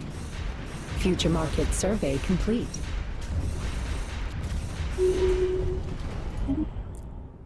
Okay. Again, I'm happy to report no losses. We'll take a quick minute and smash their... Potential market Ooh, they're trying to survey get away, completed. so let's see if we can smash their transport ships. And now can we... If we can catch these guys, this is a rout. Future market survey complete.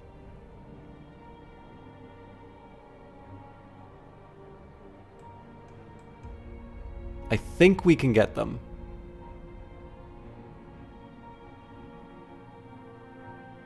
We've also got our little adopted space whale.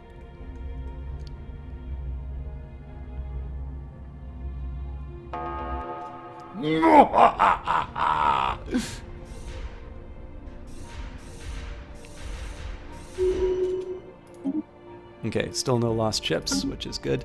Now, again, these guys are not getting completely wiped out. They are... So I'm going to send the fresh units in first.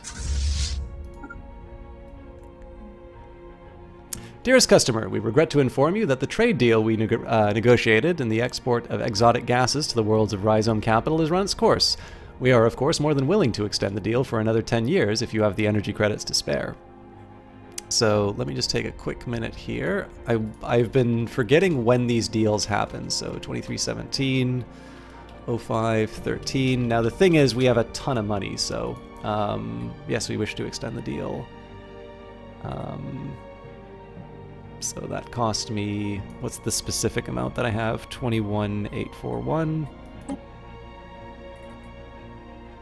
Okay, that'll cost me 2,500, so. SGN Digby says, this is the coolest game you've ever seen for a while. Looks super deep, though. Is there a big learning curve? Yes, SGN Digby. So here's the way I like to explain learning curve. If you've never played a Paradox game before, these things are sort of in a class on their own. The first game I played was one called Crusader Kings 2, but other examples of these games, and they're all by Paradox, are Crusader Kings 2, Europa Universalis 4, Hearts of Iron 4, Imperator Rome is going to be the next one coming out, and I feel like I'm missing one. Oh yes, Victoria 2, which is an older. Oh, we did lose a ship somewhere. Sad day. So the deal with these is that there is a lot of depth to the game.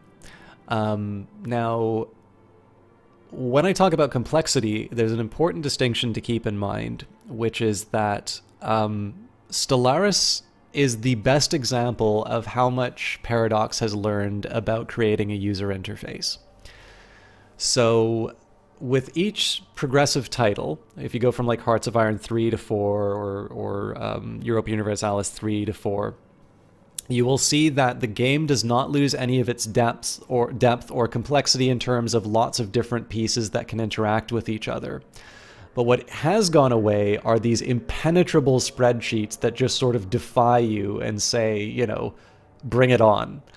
And in fact, this is the only Paradox game that I know of that has a voice-recorded tutorial, and it's one that they actually update as the game goes on. It's like the perfect gateway drug to these kinds of nerdy, complicated games. So the thing is that if you are keeping the standard of all other video games, this is going to have a steep learning curve. By the standard of Paradox games, this is by far the most friendly to new players. Which is possibly a distinction without a difference if you haven't experienced Paradox games. So I like to think of it as a contract. There is a reason why my playtime for every Paradox game in my library is measured in the hundreds of hours. The lowest playtime I have is in Hearts of Iron 4, which is 189 hours. Crusader Kings 2, I've got 659. Europa Universalis, I've got 314 hours. And Stellaris, I've got 511. And not all of that is streaming. Some of that is like me playing personally. So these are games that continually get updated. And yes, there's a paid DLC component, but you can free ride off of the patches and have a perfectly good time with the game as well. You know, that's the way that these things work. Like, clearly they need to give some value for somebody to be able to want to buy it, but the game continues to get maintained by some subset of the players buying the DLC. But there's always improvements, there's new stuff that's being added to the game, and so the idea is that you have a larger upfront cost getting into the game, in the sense that this is not the sort of thing that you sit down and you knock out for an hour and you're like, yeah, you know, we'll see how this goes. But you are also at the 200, 300, 400 hour mark. You are still going to be learning new things and ideal strategies. Like, this whole thing here has been my first Megacorp, and there are like 100 things that I would do differently this time around, and will the next time I play one. But the question about whether or not I play a Megacorp or some other fascinating space race, like, there's seemingly limitless possibilities inside the game here. So I definitely do not want to oversell people on how easy this is to get into. Especially if you're interested in the subject, like, this is the best one to get into for Paradox games as far as I'm concerned. If you're a big World War II buff, you'll probably prefer Hearts of Iron 4, just because, you know, I think it's much more easier to get interested in a topic than it is to get interested in game mechanics. But just keep in mind, like, the trade-off is that the game is going to ask a bit more of you in terms of patience on getting on board. But the payoff is, like, it's possibly going to be the only thing that you play for a week. So it's like Red Hacker is 100% right to say that Stellaris is the easiest Paradox game to get into. But just keep in mind, like, the easiest Paradox game by any measure is still more complicated than most people will find, in my opinion. I mean, like, to give you an example, Surviving Mars is not by Paradox Development Studio, and people still said that one was a hard game to get into. All right, this is a product that we here at ZeroCorp are particularly proud of. Our medical division has recently begun refining a gas with unique properties that will significantly ease the often difficult process of adapting to a foreign planetary environment. It is, however, unlikely to be compatible with alien physiology. We are willing to export our exotic gas to you for a period of 10 standard years, after which the contract will have to be renegotiated. Speaking of, let me just put my notes down. So 2327, 0513. I will owe 2,500. I'm just budgeting for my empire right now, because if I can start drawing down on my credit reserves and terraforming planets, that will help my production in the long run. So, big spender. That's the ZeroCorp way. Our freighters will begin making deliveries immediately. By purchasing this product, you agree that ZeroCorp cannot be held responsible for any adverse effects that may result from its use, including, but not limited to, skin irritation, psychotic episodes, ocular discoloration, aggressive mutation, increased colonist suicide rates, precognitive trances, biosphere depletion, dangerous stranglet production, micro black hole generation, great elevator explosion, societal collapse, mass extinction events, unexpected supernova detonations, the complete or partial destruction of your star nation, sudden gamma ray bursts, time travel paradoxes, vacuum metastability events, universal entropy, the collapse of the space-time continuum. Not a problem at all, SGN Digby. Like, so the big thing for me, I think most people have figured out that I do not do games quickly, and it is something that I have gotten a lot of feedback on as something that people don't like. The thing is that people really like playing Stellaris. There's no shortage of streamers out there. And for the people who do like my effort to try and give a record of why I'm making certain decisions, or why I am interested in games. You know, I love answering the question, should I buy this game? And there have been times that I've told people, it's like, you know, this may not exactly be for you. I try not to be condescending about it, because there's a way, like, there's a condescending way you can say that to people. But, you know, if somebody says, like, you know, I have a little difficulty getting into Civilization, will I like Stellaris? It's like, well, if you like sci-fi, you know, you might like Beyond Earth, but if you found Beyond Earth hard, like, you know, like, there's a certain cognitive load that a Paradox game is going to take on you, and I would be wrong to suggest that, you know, like Septic Boy, you know, he just turned 11. Like, it would not be good for me to say, oh yeah, Stellaris will be, like, the most amazing game you can get on your Xbox. You should, like, bug your parents for it every single day.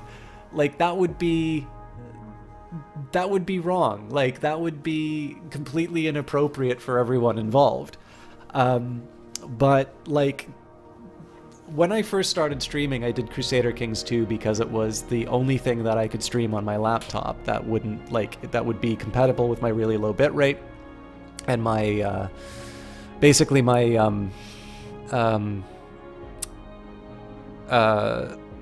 like, just the resource constraints that I had in terms of processing and encoding power. And I learned the game on stream.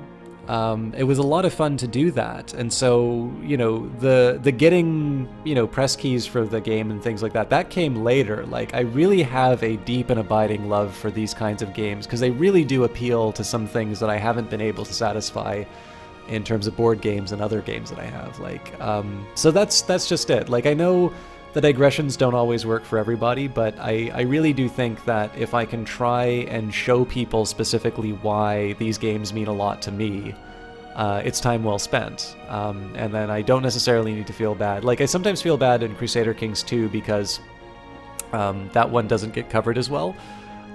So some people are like, oh cool, somebody's playing Crusader Kings 2. They're taking too long. This is kind of boring. But, you know, to thine own self be true. You know, I would much rather explain why these games mean this to me than just sort of try and rush. Okay, so we're gonna send in the fresh fleet first, then we'll follow up. We'll also get the amoeba in. I think I called that a space whale. That was... Competitive station engaged.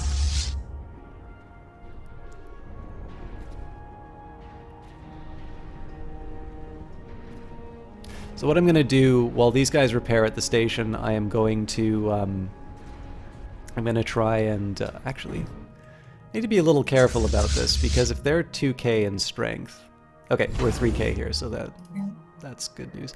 In this case, we'll just build a pair of anchorages.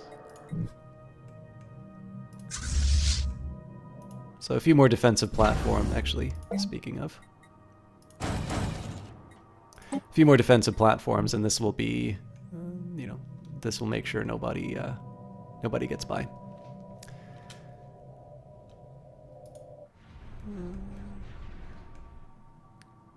Oh, the years just fly by, don't they, shareholder? It has now been 10 years since we arranged our trade deal for rare crystals. Do you wish to extend the deal by another decade? Again, I just want to take a note of the date.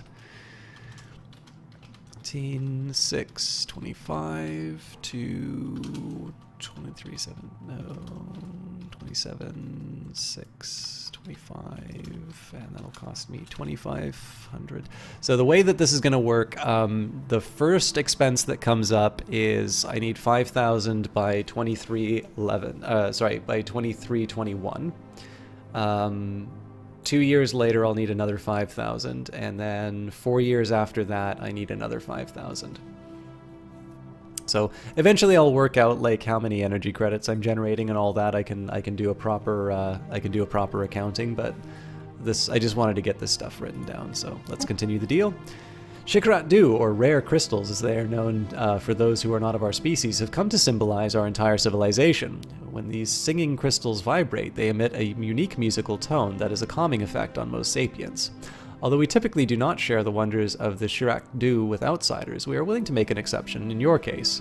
If you can afford it, we are willing to export our crystals to you for a period of 10 years. So, again, pay the full price.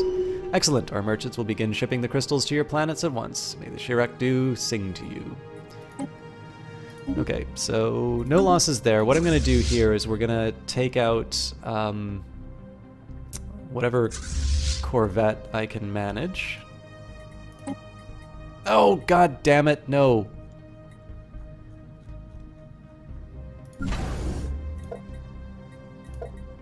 Stop that right now.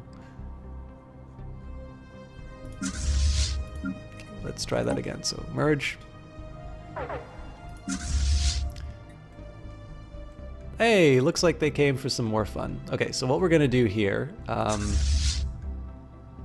First of all, I'm going to let everybody merge up again, and you guys kind of need to hurry up on that. There is an enemy fleet heading towards you.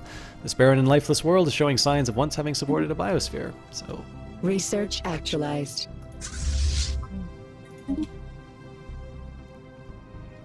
okay, so I think what we'll do at this point, we can now no longer use a subjugate casus belli on the United Hythian League. Well, I think we're already working on that. So. Stricter control of RNA and protein production on a cellular level. I don't feel great about doing this, but I am going to build the executive retreat just so I can knock out some more tech really quickly. So we do have a hostile fleet presence, but I think it's going to be heading straight towards me, so I'm okay with that. Ideally, we'll get a little more health.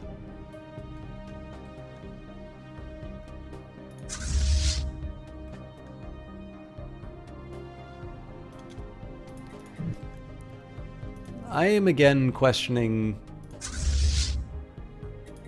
Bion Armada.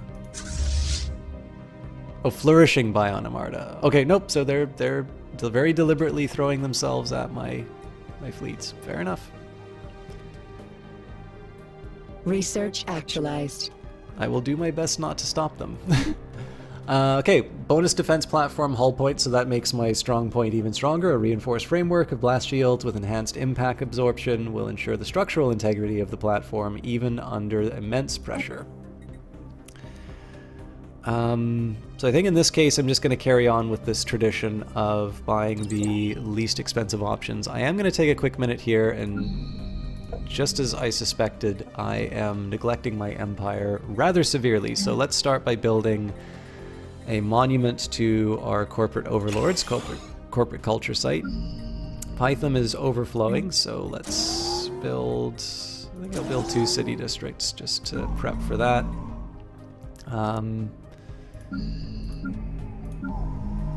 And Akram still has space, but the Vale does not, so I actually need to make a decision in terms of employment. Let's build another generator district. Okay, that's sorted.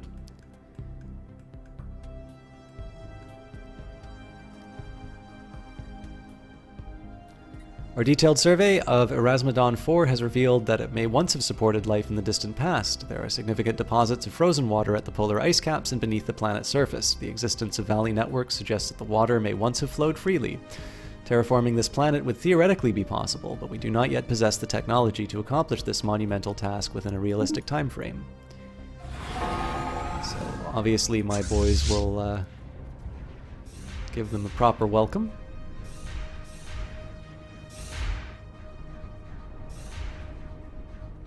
And I can get Yuka in this. Too late. Any casualties? No. So we'll try this again. All that I want to do is I want to take a Corvette out of the sort of the lesser fleet. How experienced? They're experienced.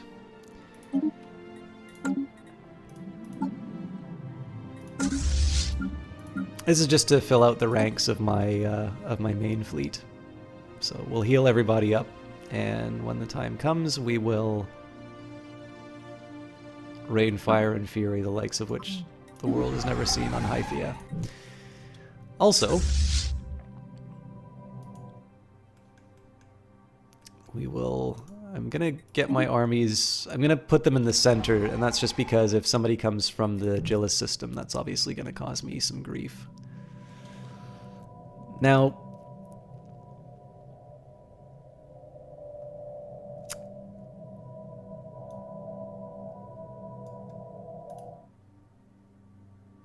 I think what I'm gonna do...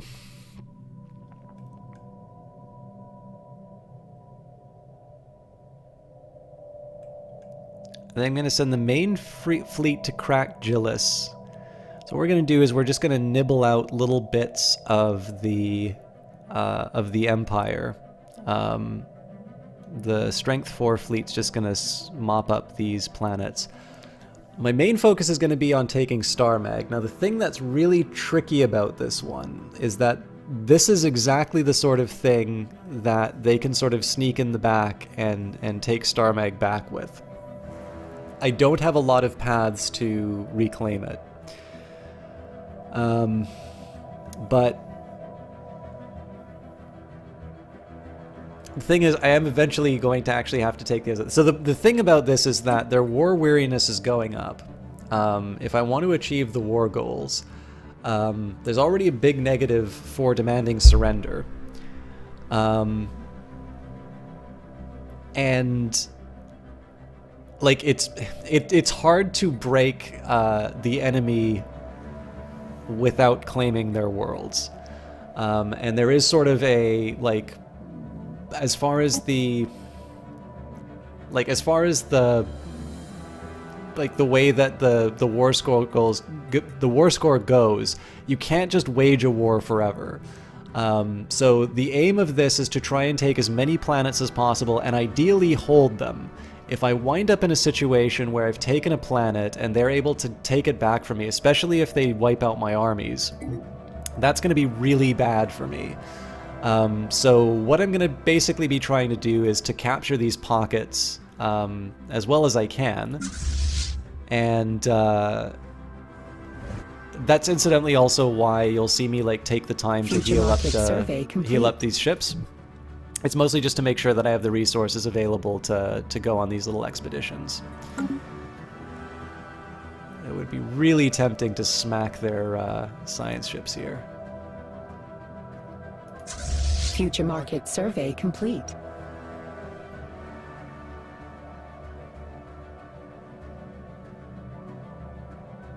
So I think they're going to try and reclaim the homeworld. Hythia is getting ready for an invasion. This is actually taking a while.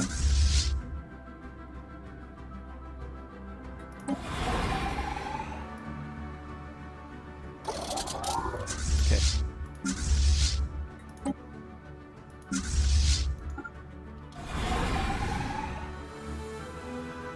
So I'm okay putting them a little bit more forward, just because when I look at the strength that's moving towards, even if the reef is the one that comes towards me, Upscaling complete. I have more than double its strength.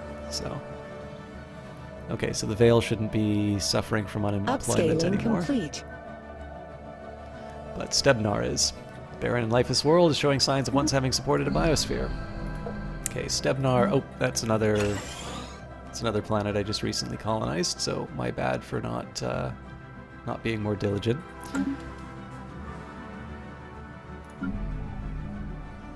I've got 2 spots open on Python now. I think I'm going to start. There's only 3 more blocks available.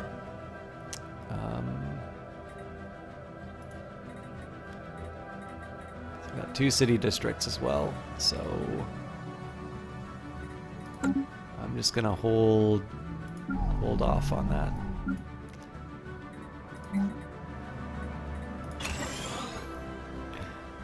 So many of these new colonies are running into unemployment because I'm a bad manager. Okay, so everybody is healed up.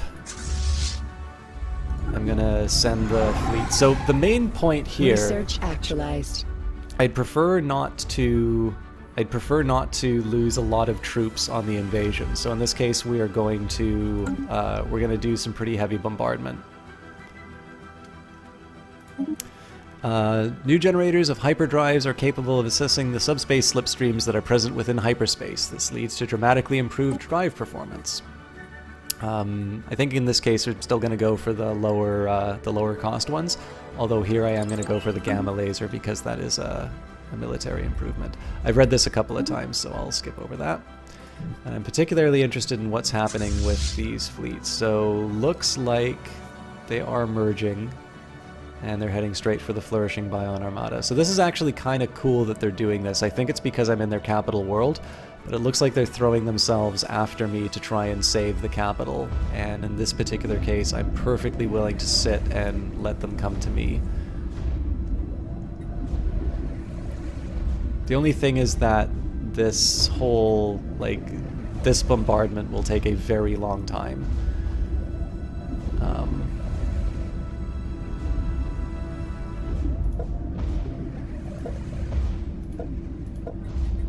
In fact, I think after we win this fight... So what I'm going to do, I'm going to keep the entire fleet on the home world, and we're going to bomb it from orbit. What I'm going to do after that is I'm going to take the 4K fleet... Oop, showtime. So again, this is the nice thing about going for the capital so quickly, right? We are forcing them to come to us. So upscaling complete. Once we lock this in, what we're gonna do, I'm gonna take the 4K fleet and I'm gonna gobble up the small systems that I can, and then we'll see what their ground forces are like at that point. We'll probably do the invasion. I'm gonna suffer some casualties. That's just a fact of the matter. But if I can minimize those casualties, that's better, and then we'll move on to the next phase.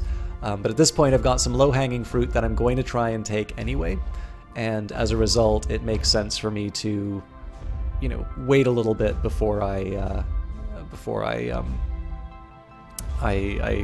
land the troops. Thing is, if I lose too many troops taking the capital, even though it's a huge blow to my enemy, I still need troops to be able to take over their other worlds, so it is to my advantage to be patient on this.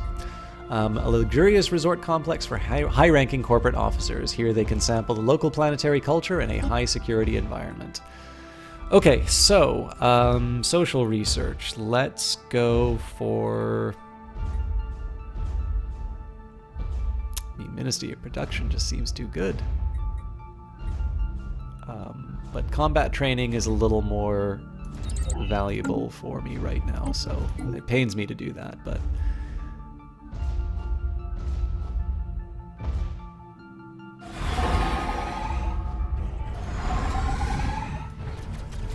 So this is going to delay the departure of the 4K fleet because they got the full brunt of the attack. Research actualized. Well, that was quick. Upscaling complete. Okay, these kiosks can replicate any pre-approved object if its pattern has been stored within the memory banks.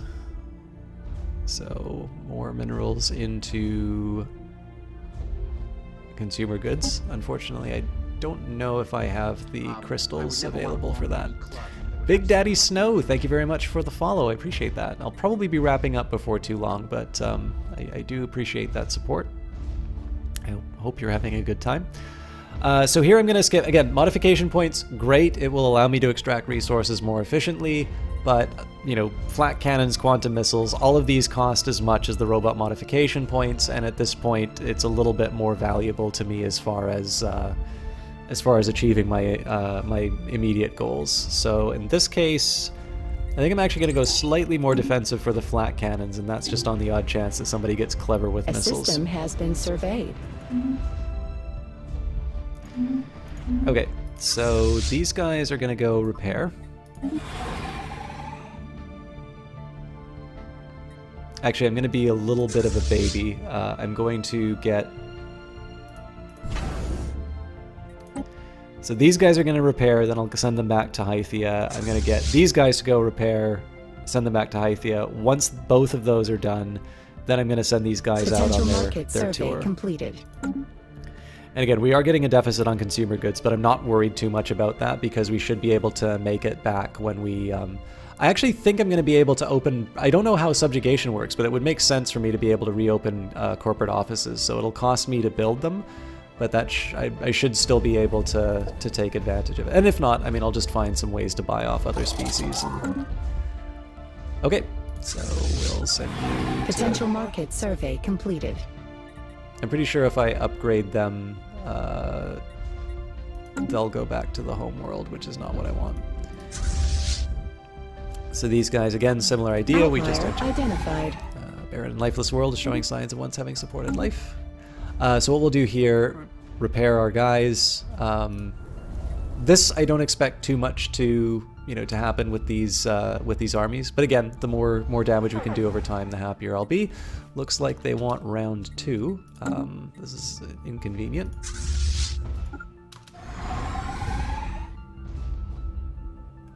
In this case, I'm gonna get these guys to lead a bit.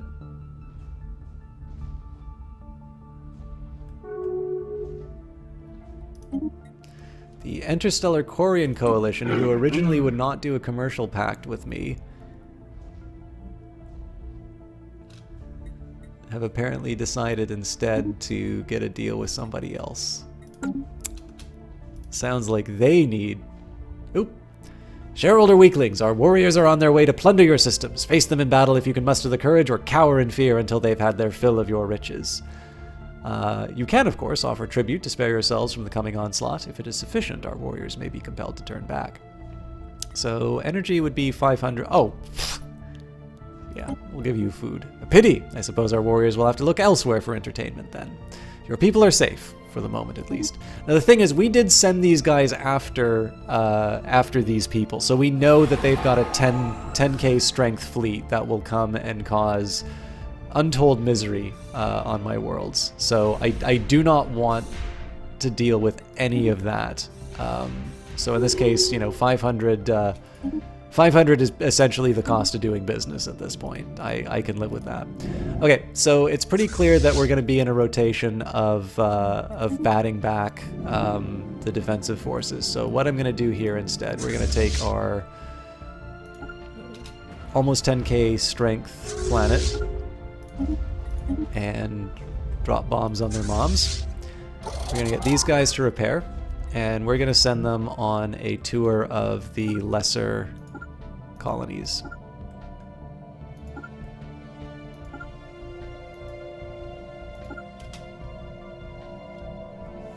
So this is mostly just to take more land from or systems from the enemy. All right, what do you guys want to do? This seems like a prime candidate for a mineral world, actually.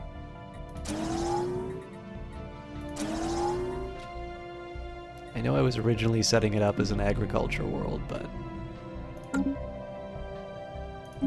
going to change that.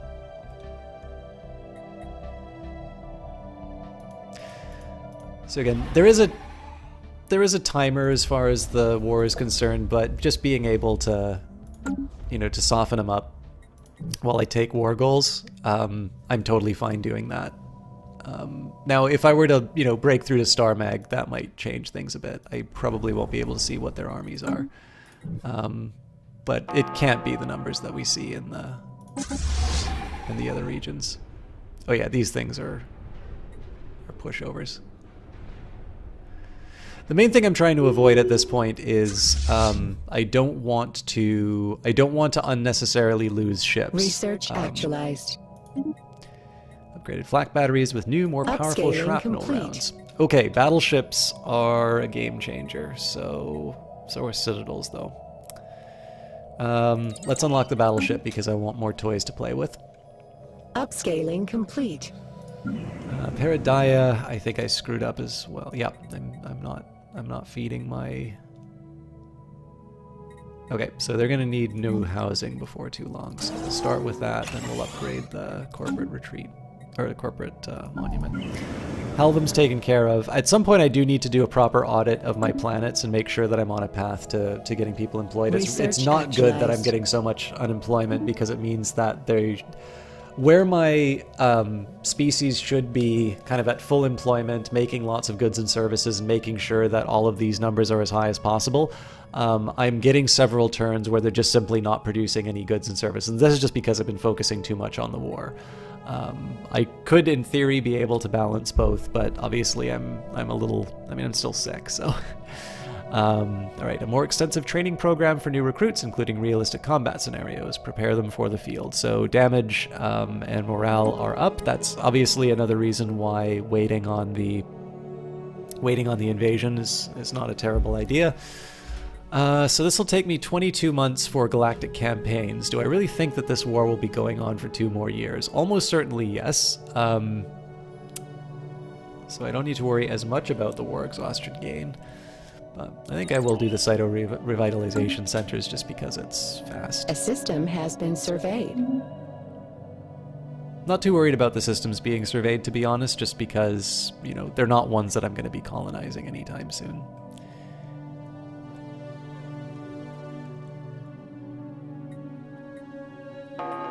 Okay, so they're just going to continue to throw... Oh, actually, it looks like the Scythans finally showed up too.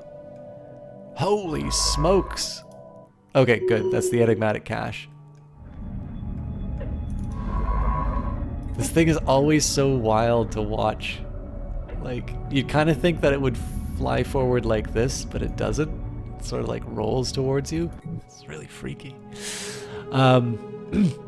Yeah, so even if they go and try to take these, if they try to take these areas, it doesn't really matter because they won't be able to get past Eunuch. And of course, I've got my 9.5k. Oh, looks like they're Outlier doing a migration identified. training.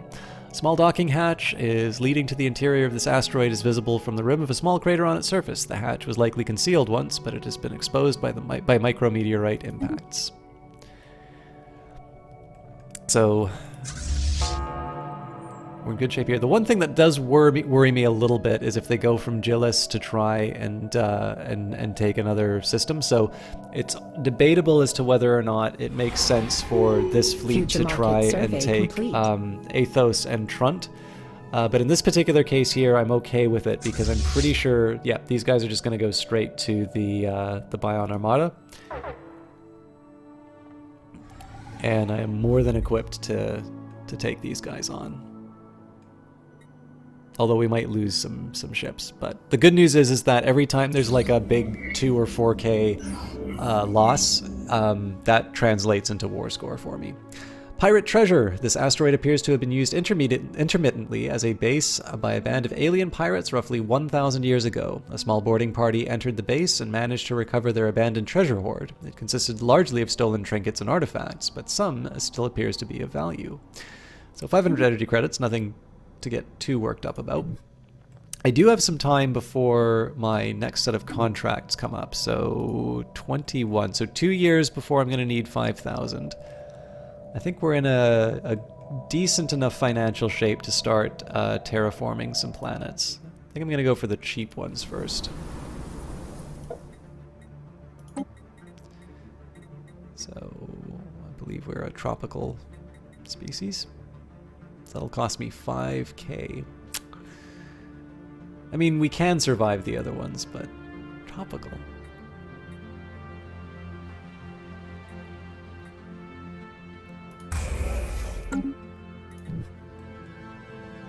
So let me think about this. I'm going to need 10k for the research agreements and such. Yeah, we'll have enough for another.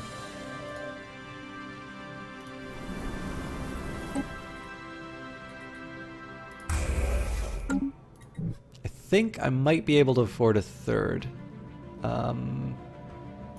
Say Yurem is probably the most likely candidate. I want to make sure I have enough money in reserve after I update my contracts just to...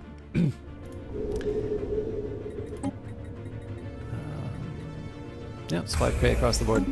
So basically 10k goes into the contracts. We are earning 383 a month. So I want to make sure I still have enough money to be able to buy things like consumer goods or alloys if I need them.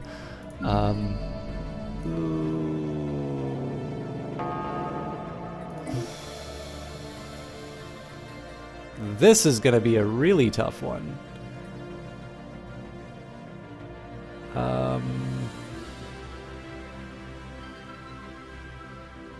Got volatile motes. We've got rare crystals, but I don't have exotic gases.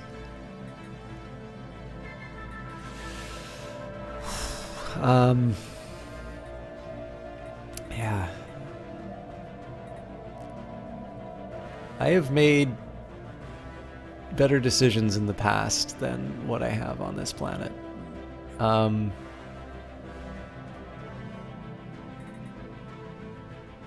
It really makes me cry to do this. So the problem here is that I want to transform all of these worlds into research centers. So what I'm doing here is I'm fortifying civilian industries at a time when I actually want to be divesting this planet of civilian industries. The catch is that all these other buildings require exotic gases, which I am currently running a deficit on. A small one, but a deficit nonetheless. Market outlier identified. More barren, lifeless worlds supporting life.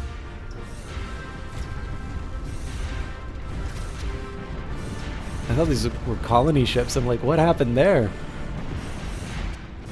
So we almost certainly lost some ships in that exchange.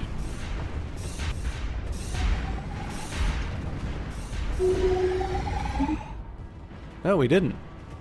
Upscaling But we complete. definitely put the hurt on them. Looks like the river is coming to cause some trouble, though. Or are they? Yeah, no, they're on their way to cause trouble.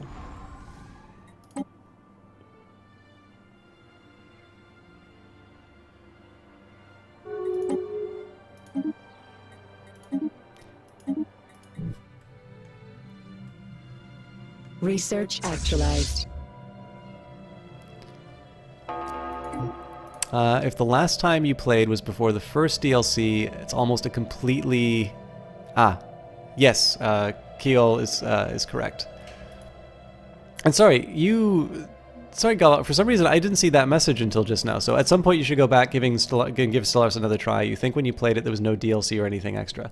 So I think most people will agree that the first version of Stellaris was definitely rough around the edges. Now again, we didn't really know what it would become, so I still had a good time with it, but I could definitely tell you the things that didn't quite work for me in that game. But yeah, I mean, so like, Apocalypse added the whole new border system. Like, the borders are completely different from what they were before. That was huge. Also the change in the FTL. But the whole resource management here, like this fact that I'm deciding to run a deficit on consumer goods because I want to focus on this other production. You know, all of the, like, the biggest thing, the supply management on this is really cool because it really does force you to think a few years down the road. So, you know, even if you don't own any of the DLC, like just the base changes are at a level where it's really satisfying to play the game and engage with the new content. I'm just going to do a quick audit of my worlds here. So Python and Halvam are prime candidates for some new jobs opening up. But as our empire grows, so does our understanding of our own biology. Advanced medical treatments on a cellular level have allowed for significant advancements in population health. Okay. Ministry of Production makes me happy.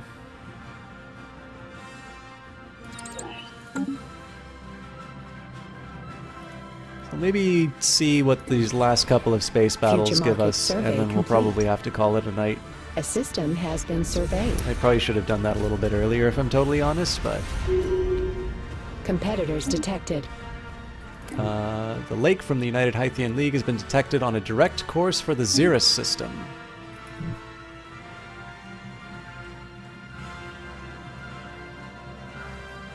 Where?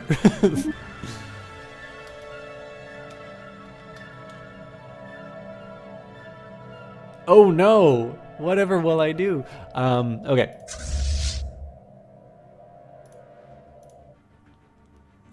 I think before I do anything... Nah, you know what? I'm still gonna do the tour. Competitors detected. Research actualized. Punitive Response Flotilla. What a name. Okay, but they're 29k. So it's gonna be a close fight. Well, no, it won't be a close fight. We will demolish them. The electromagnetic radiation emitted by gamma lasers is of an extremely high frequency. Their destructive potential is unmatched in the field of laser weapons. God, gateway travel sounds really good at this point. So does Omega alignment. How long will it take me? 36 months? Going for it. I've got...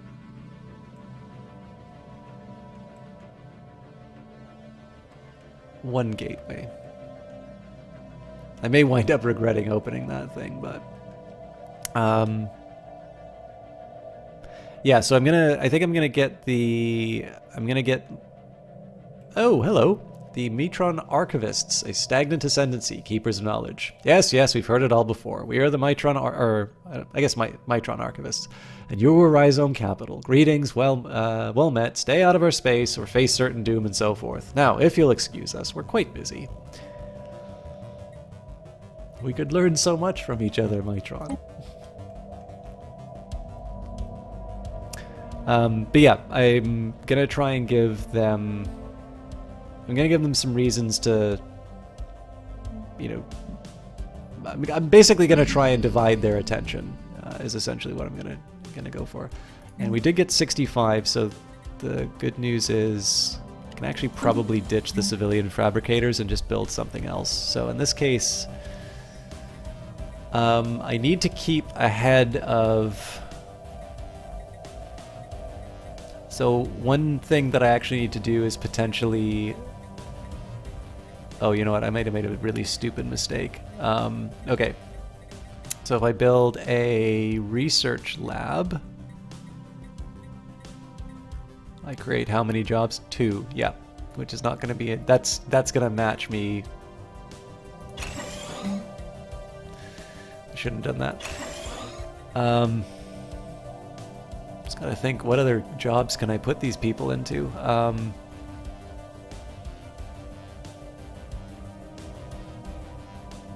Commercial zones.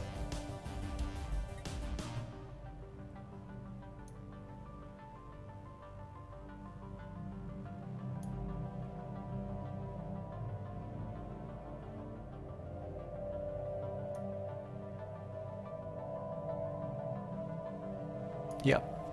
I will keep that in mind for future. Also, I mean, in the worst case scenario, I can just start kicking some robots off the world. Actually, I can do that already.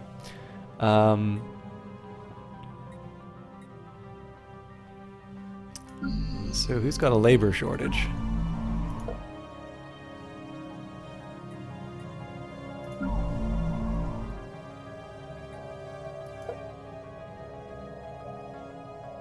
Yeah,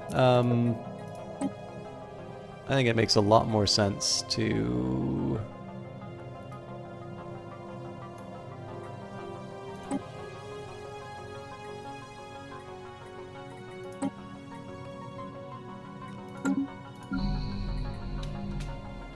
Okay, population sort of solved. I mean, I might even just wind up... I might even just switch out the fabricator, but I think probably the better thing for me to do, or the robot fabricator, the better thing for me to probably do here is just ship the robots out to other systems, which I think is originally what I was doing with Yamal anyway, but don't kick robots, they're made of metal, they'll hurt your foot. Well, that, and I potentially wind up with the contingency, which if you don't know what that is, you're in for a treat.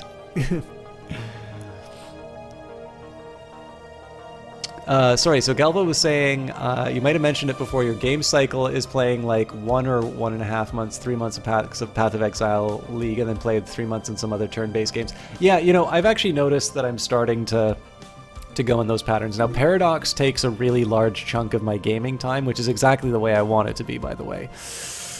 But usually deliberate geometric configuration of minerals drifts through the debris left by AKU 9U46, and is possibly an alien origin.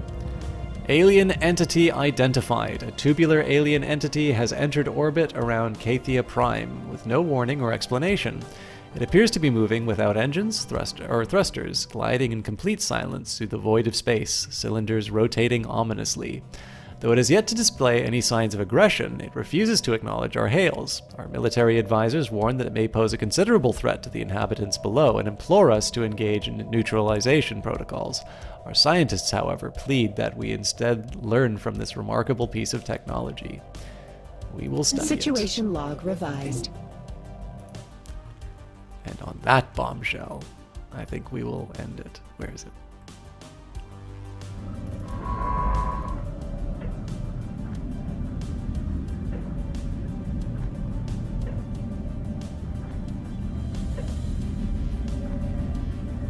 All right, thank you very much, guys, for watching. I am quite sick, so I got as close. I really wanted to be as close to 3 hours as I could, but if I go any later, I'm not going to get enough sleep for work tomorrow. So I am going to go to the main menu. Yeah, but what is meaning to say, Galva? Ooh. Smooth Virus, thank you very much for the walls. Guys, let me just take a quick second here and thank you very much for all the support you've been showing to the cast with the follows today. I did start off by saying this, that normally when I start so late, I normally have a pretty dead cast. So obviously, I don't mean to make too much of a number, but follows are a way that people sort of do wind up judging channels. And having a larger follower number. I've actually noticed now there were some places that originally turned me down for sort of affiliate programs and such, and they are, you know, they're emailing me now, and I'm not quite sure what to do with that, because I didn't really appreciate my time being wasted the first time, but I also don't want to be the sort of person who holds some stupid grudge because I was too small. But with that in mind, like, again, it is easy to overstate follow numbers and such, but it is a small indication that you guys have been enjoying this stuff enough to want to be informed of what's going on. So for those of you who are new to the channel or wondering what's generally going on, Monday is always dedicated to Paradox days, or to games. I can't promise it will always be Stellaris, but it will be pretty definitive when it's moving on. I try to signal when we're shifting games as soon as I can. And I really do enjoy this game. I've been putting a lot more time into Stellaris than the other Paradox games, so I do appreciate it that. And I just did want to take a quick second to say thank you for that. I never want to take the people who have already followed for granted, but it does feel very nice to get a little affirmation from somebody that that's worth checking out. So Still waiting for Cultist. Yes, so Cultist will be up on Wednesday. Last Wednesday I was at Dirty Rectangles. That's the only reason that wasn't there.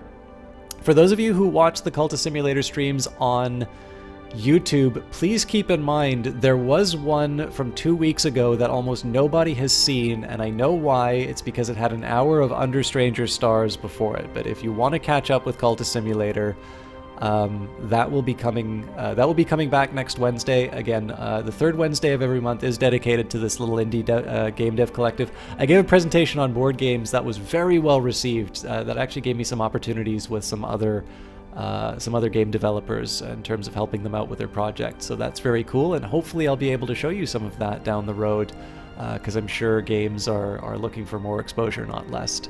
But I did just want to take that minute and say, especially on a day when I was debating on even hitting the start streaming button, because my throat is really sore.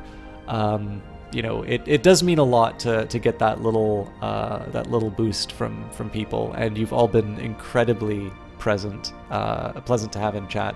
The reason I'm hanging out in this menu is Eyes of Sin wanted to see my racist space cats from a previous playthrough, so there is your sample. While Sin is getting a chance to take a look at the Valon polity, I'll read out the descriptions. I do just want a minute to catch up with chat because Sin was saying some fun things as well. So Sin says, you dent your robot. I'm playing through Hollow Knight in prep for the sequel Silk Song. I still haven't played Hollow Knight yet, but I heard there's some guy who worked on that. Do you know that guy, Sin?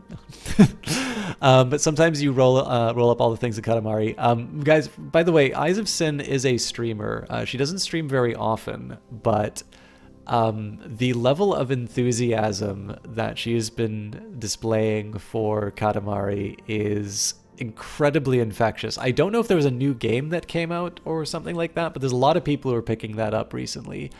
And she is making me curious, although I don't know how I would play it because I don't have any consoles or anything like that.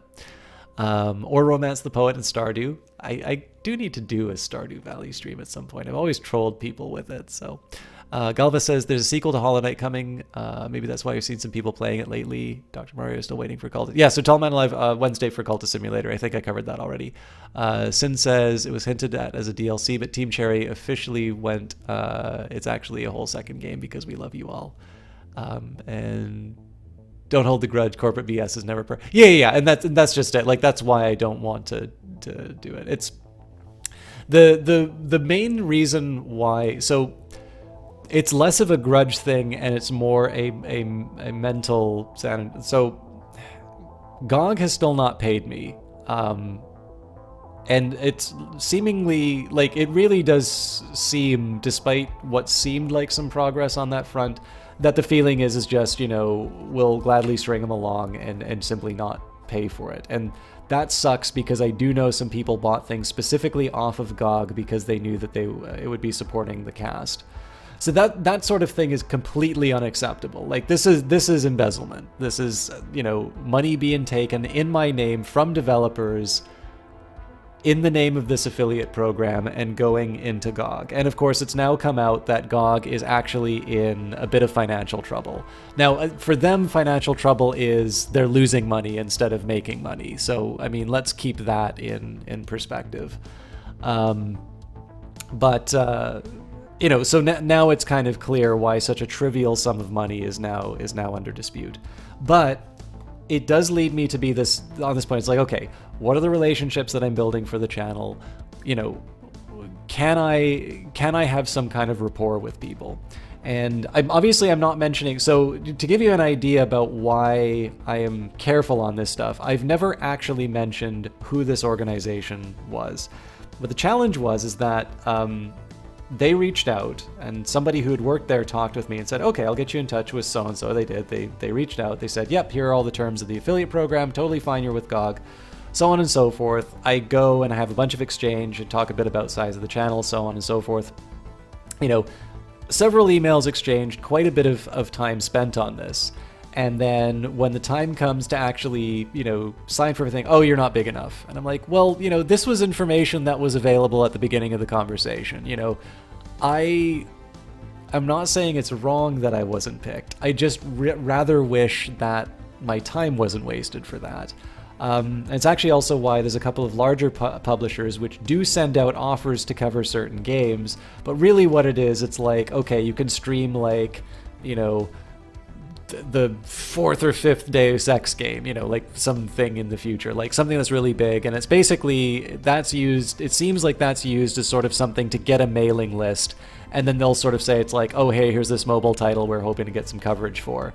But realistically, like, you'll never have a shot of covering the bigger thing, which is, again, fine, because I'm a small fish, and my way of doing bigger games is a very niche approach, which may not merit the you know, the effort of putting out a key, which is, again, it's totally a fair call. But the big thing for me is that, you know, I would rather not go through the effort of filling out an application form when the follower count can be checked at the very beginning and save us all a lot of time. So the reason why I've not yet decided with this other group is that if it is the sort of place that is willing to, you know, have a lot of back and forth, and then we'll find out at the end, oh, not big enough, cut them loose, that makes me less inclined to pursue it, because when something goes wrong, I think it's very important to be able to have somebody you can email. You know, it's fine if it takes a while to get back. It's fine if, you know, it's fine if you're not like the #1 priority. But that experience definitely made me think, is like, okay, so if there's another dispute like what happened with the GOG thing, what's going to happen? Like, who would I email? And am I just going to get, it's like, yeah, but, you know, you've only got 2,000 followers, see you never. I really don't want to have to go through something like that again. So it's made me a little more cautious in terms of what I go for. So yeah, I need to be clear. Like, this is why I'm not like I'm naming and shaming GOG, because they owe me money and they are not paying me. And I you know, I think that needs to be talked about more than it really is. But for the other stuff, you know, as you know, SGN Digby really put this out as, you know, don't hold a grudge. Corporate BS is never personal. That's, you know, that's the reason why I'm not naming and shaming the other one. What else were you literally ended the stream as Stellaris became available. Can't thank you enough for the entertaining stream. You might be the first streamer you watch more than once. Keep up the good work. Digby, that means so much to me. Thank you for saying that. As a quick postscript, so for those of you, when Stellaris has just launched and you're wanting to play it, go play. You know, this is a fun game to watch for some people. Have this experience. It's amazing. And to get you started, we're going to go on a trip down memory lane. All of these are species that I've created. You know, I recommend if you're first starting the game, go for one of the ones that the game gives you as a default, because, you know, Paradox has taken the time to build these. But once you feel more comfortable with the game, it is so much fun to create your stories. So in this case, I'm not even going to tell you the ideas I had in my head when I was creating these. There's every single one of these has a real life story that has been transformed into one of these species. But what I'm going to do is I'm going to give you a few of the ones that I played on stream before, for those of you who want to hang out and get some motivation. So this is the Velon Polity. They're a representative democracy. They've got a parliamentary system and idealistic foundations. They are fanatic egalitarians, but they are also xenophobic. And the specific species are slow learners, they're traditional, and they are intelligent. So the Velon polity is founded on highly democratic principles and very closed minds. Valgar is home to a very active public discourse that follows highly predictable and conservative lines of thought. Despite this, it has also produced some of the galaxy's finest scientists. When confronted with new concepts, Velon will process the thought to make it orthodox, but once it has done so, few can deny the tremendous feats of ingenuity that result. The creatures from Valgar present the galaxy with a paradox. A race of highly capable scientists and explorers who mistrust and devalue everything that they find. Yep, I'm in the same boat, Smooth Virus. This was supposed to be like an hour-long stream originally. let's say, the Blessed Alari Grand Duchy, a feudal empire, syncretic evolution, feudal society, fanatic, authoritarian, and spiritualist. They are thrifty, traditional, and decadent. From each according to their ability, so it is written on the walls of the first temple, and so it has remained. Alari society is one of exchange and service. Their rigid hierarchy belies a very active social mobility, with the bright amassing great fortunes, and the slow losing it all and being reduced to slaves. The Grand Duke oversees this dynamic system, and all seek to emulate his wisdom and shrewd dealing, lest the next generation erase all the gains that have been made. Everyone and everything has its place, and will find it inside the Blessed Alari Grand Duchy. Eyes of Sin wanted a plant species, so this is actually another imperial.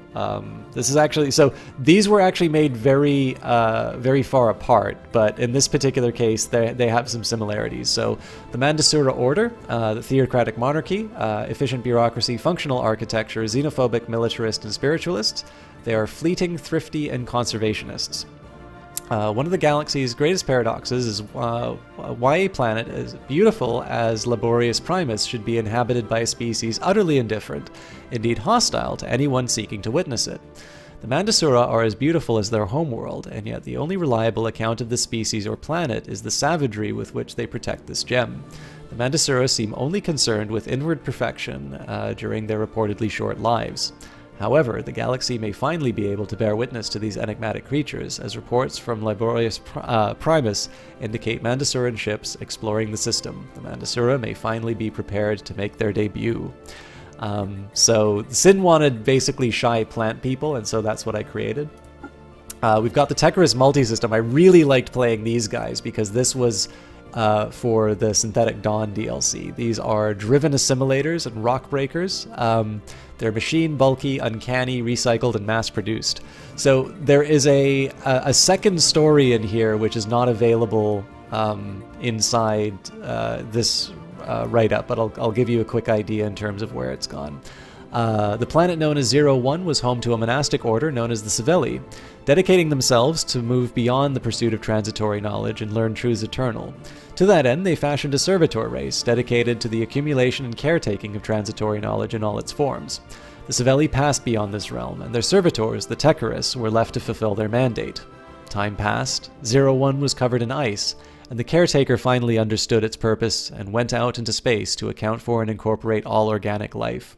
So in Stellaris, the spiritualist empires mistrust technology, and what I wanted to do with this one, there was a race, the Savelli, and there's basically, the driven assimilators actually have a race that they have kind of turned into like drones.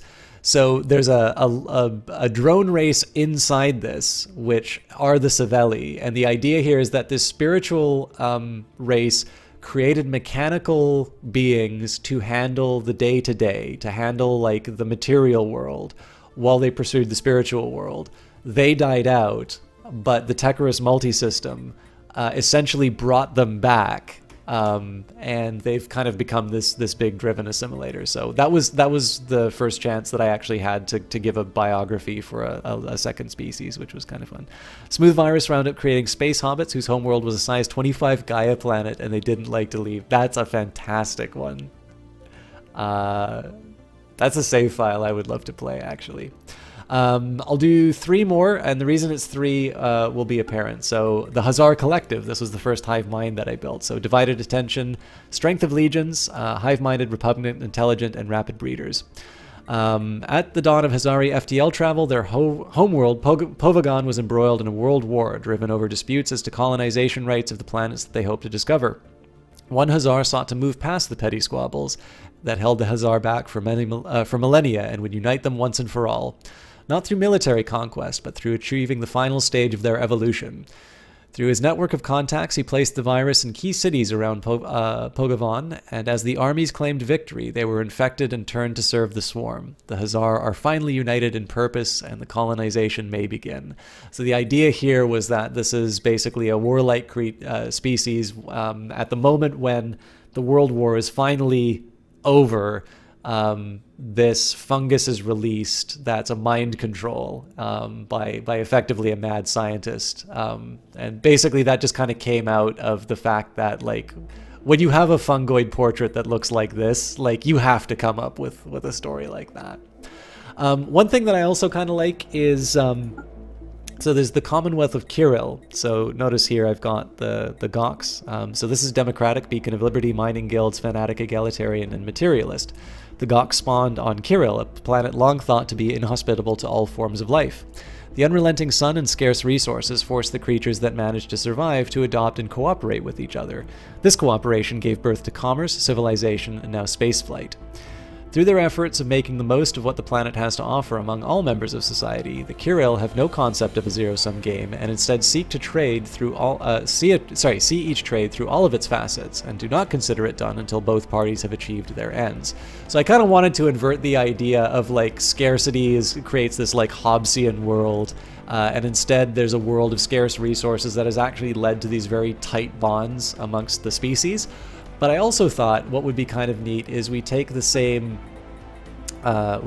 species and we actually give them a different style. Now I had to change this with Megacorp because you couldn't actually you couldn't have this kind of trade league from the original one, but oh, don't worry, Digby. Well, this is going to be the last one. So this is the Carillion Conglomerate. So in this case, I wanted to basically do the same species. Now notice that they're not just thrifty. In this case, they're solitary and quick learners, and that'll be from the biography that I created. So in this case, it is for all intents and purposes the same species, but this is one with corporate. They're free traders, private prospectors. They're still egalitarian, but they're fanatic materialists, whereas these are fanatic egalitarians and materialists. So on the deserts of Kirill, there were those known as the Water Drinkers, who greedily sought any oasis and claimed it as their own. The Goxi ethic demanded that, as members of society, they too had their place, but as time went on and the population began to stretch its resources, the excesses of the Water Drinkers faced the elected representatives with a choice of exile for some or starvation for all. The Water Drinkers were sent off and found new home on the planet Yan. Not forgetting their origins, the Water Drinkers named themselves the Carillions, considering themselves the true sons of their homeland. The Carillion ethic is one of advancement at any cost. The market must not be impeded, and all must rise and fall from its operations. So, oh yeah, no, that's totally fine. But I just wanted to, I mean, this is a really long send-off, but I just wanted to give you guys a few ideas. So this is all, every single one of these things with a little eagle beside them are a species that I had a germ of an idea, and whether I did it on stream, I think only the Zukukan... No, the Zukukan Cabal was also one on stream, so I believe all of these were actually created on stream. And what has happened is there's now this whole galaxy of species. If you want, you can actually hit this lock, and if I wanted a big battle royale with every single species that I've ever created before, I've now just forced every single one of these to show up on the map with this lock. And this, to me, is what Stellaris is all about. Like, the individual gameplay is really fun. It's great to manage a big empire. The opening, of sending a space out a ship out into space and exploring, seeing what comes up, putting out those first, those first colonies and seeing your civilization grow, and then eventually getting to that, Machiavellian level that I did today, where we're able to take advantage of somebody who betrayed us, and to be able to turn them into a subsidiary. All of that is really great. It's the stuff that I continue to play the game over and over for. But once you understand the basics of the game, to be able to have this massive canvas on which you can write all of these different stories, to like really throw yourself into the creation of these species. To be honest, a new patch is one of my favorite moments because I know I get to create a new species for a stream, and sometimes I'll have an idea and sometimes I'll be like, hey guys, I have no idea what I want to do. It's like, if it's Megacorps, people are going to be like, yeah, we want to see the Mega Corporation. But like, for Megacorps, honestly, and I mean for the console edition, this won't be available right away, but like, if you can think it up, not only is there, I gotta remember how this works.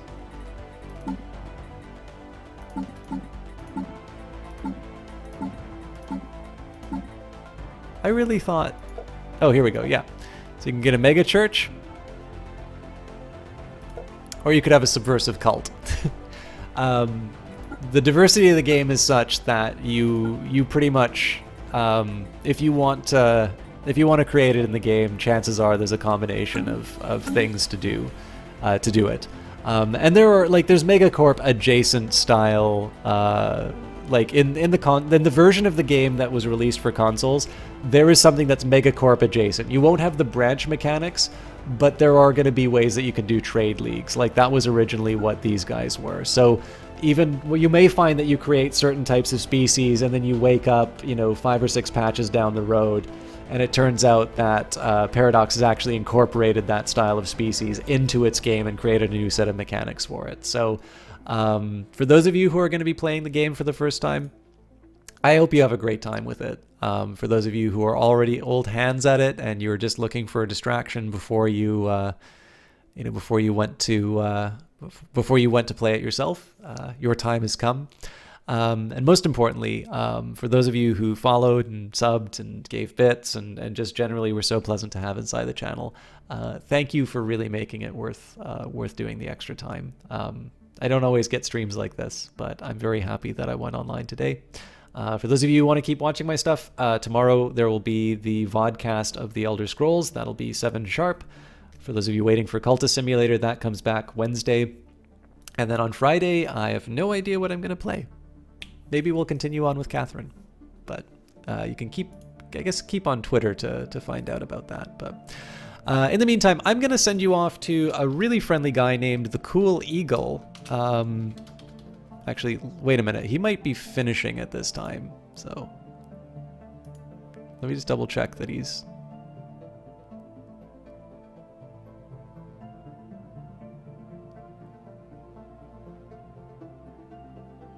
Okay, it looks like he's still playing. So now he's playing XCOM 2, which I love, but I am encouraging you to check him out because the Cool Eagle actually does Stellaris. That was how I found him. I think he originally hosted me on one of the Stellaris streams. So very friendly guy. I encourage you to at least kick around and see if it's your kind of thing. Again, he's playing XCOM 2, which is a great game, but it may not necessarily be what you were looking for. But I do want to pass along a wonderful group like this, and I'll send you off. So,